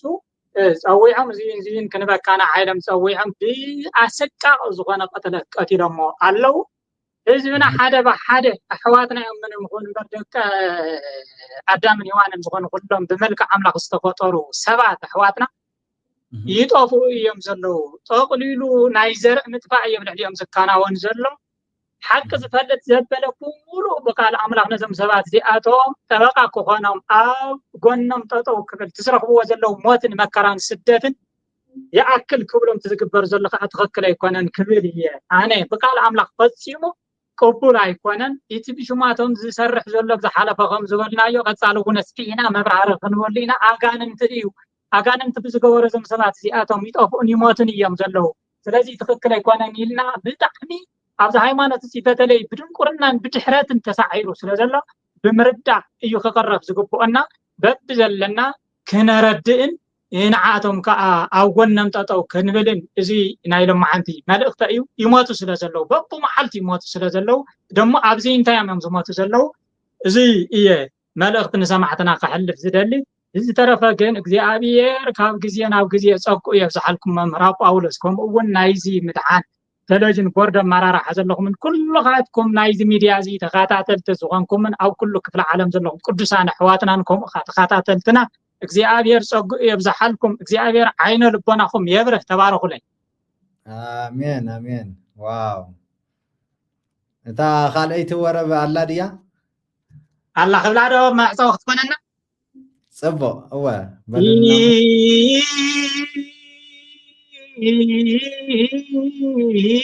ኢየሱስ ክርስቶስ ኢየሱስ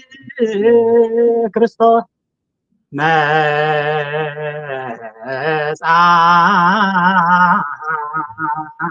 መጻውዕት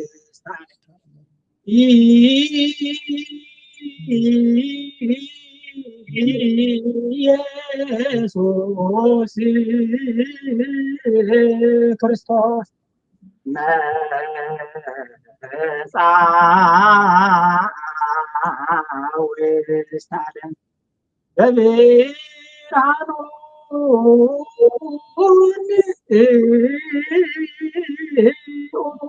ናንሶሱ በብርሃኑ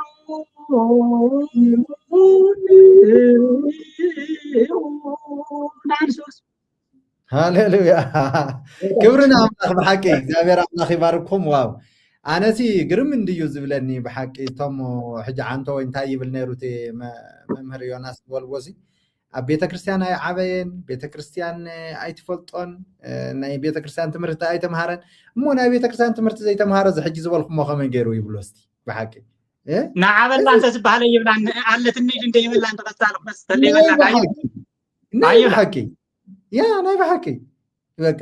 ማለት ተማሂረ ክብል ይኽእል እዩ ሰብ ግን እቲ ምባል ግን እቲ ኢልካ ክተርእዮ ከለኻ ግን ካልእ እዩ እሱ ካልእ ካዮ በቃ ከንተ ማርካዮ ሲ መረጋገጽ እዩ ስለዚ እግዚአብሔር ይመስገን ኣነ እውን እቲ ናይ ጥምቀት ቁሩብ ኢለ ከምኡ ክንውዲ ኢና ሆረ ኢየሱስ ገሊላ ሃበ ዮሐንስ كما يطمقو بفلق يوردانوس ووزيئو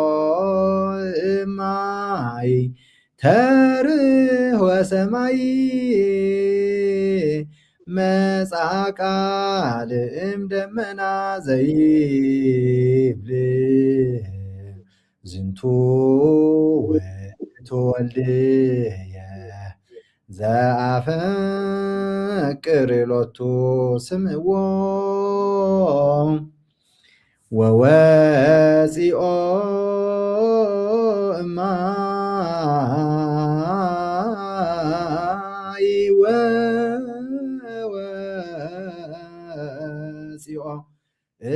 ماي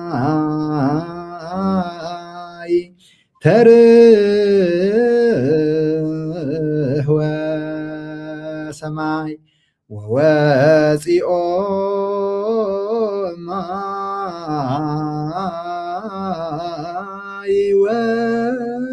وواسيو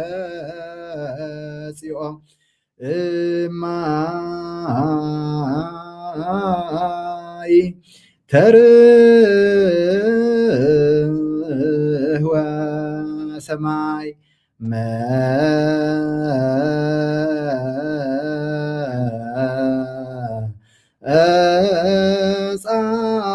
أساقال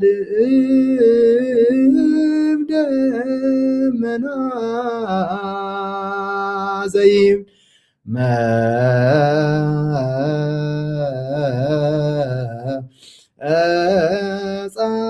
أساقال دمنا زيب ክርስቶስ ተወልደ ክርስቶስ ተጠምቀ ክርስቶስ ተወ ክርስቶስ ተወልደ ክርስቶስ ተጠምቀ ክርስቶስ ተወ ወለደነ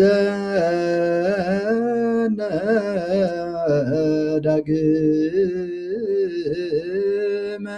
ወለደነ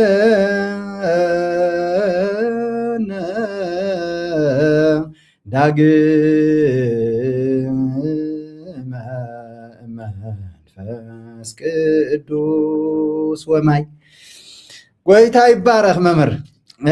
አዘኪርኩም ደስ ዝብል በእውነት ዝገርም እዩ እንተደሊናዮስ ኩሉ ነገር ኣብ ኢድና ኣሎ ትዘድልየና ዘበለካ ማንም ክልክለና ይኽእልን እስኪ እግዚአብሔር ይባረክኩም ፀጉ ይብዛሕልኩም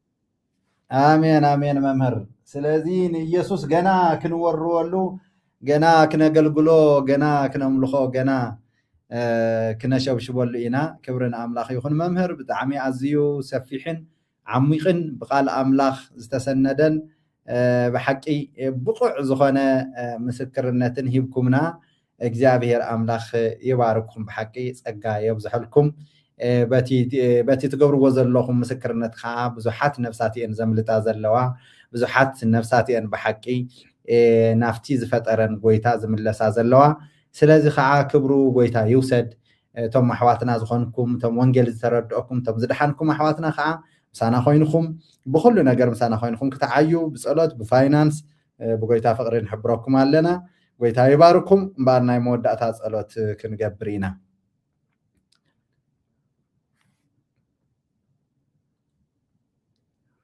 ኦኬ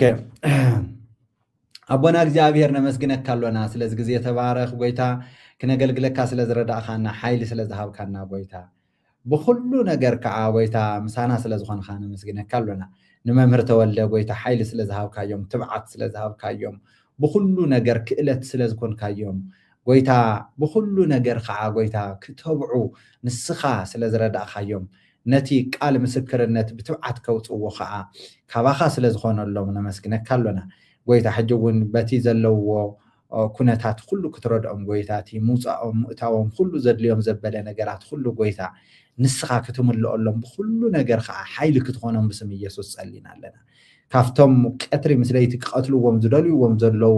ከዓ ጎይታ ክትሕልዎም ብደምካ ክትሽፍኖም ብሰማይ መላእኽቲ ክትቀጽሮም ብስም ኢየሱስ ጸሊና ኣለና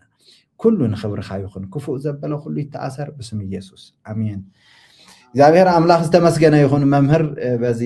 ናይሎም መደብና ወዲእና ኣለና ጎይታ ይባርክኩም ተባረኹልና ተባረኹ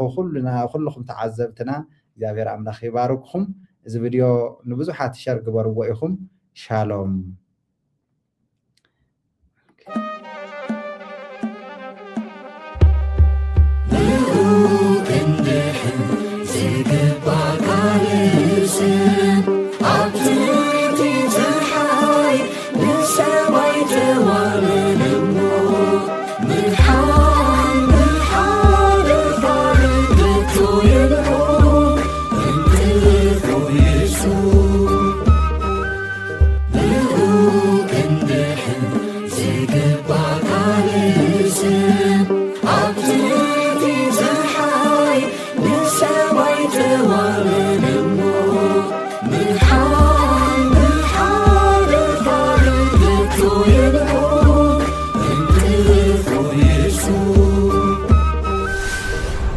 مدحان TV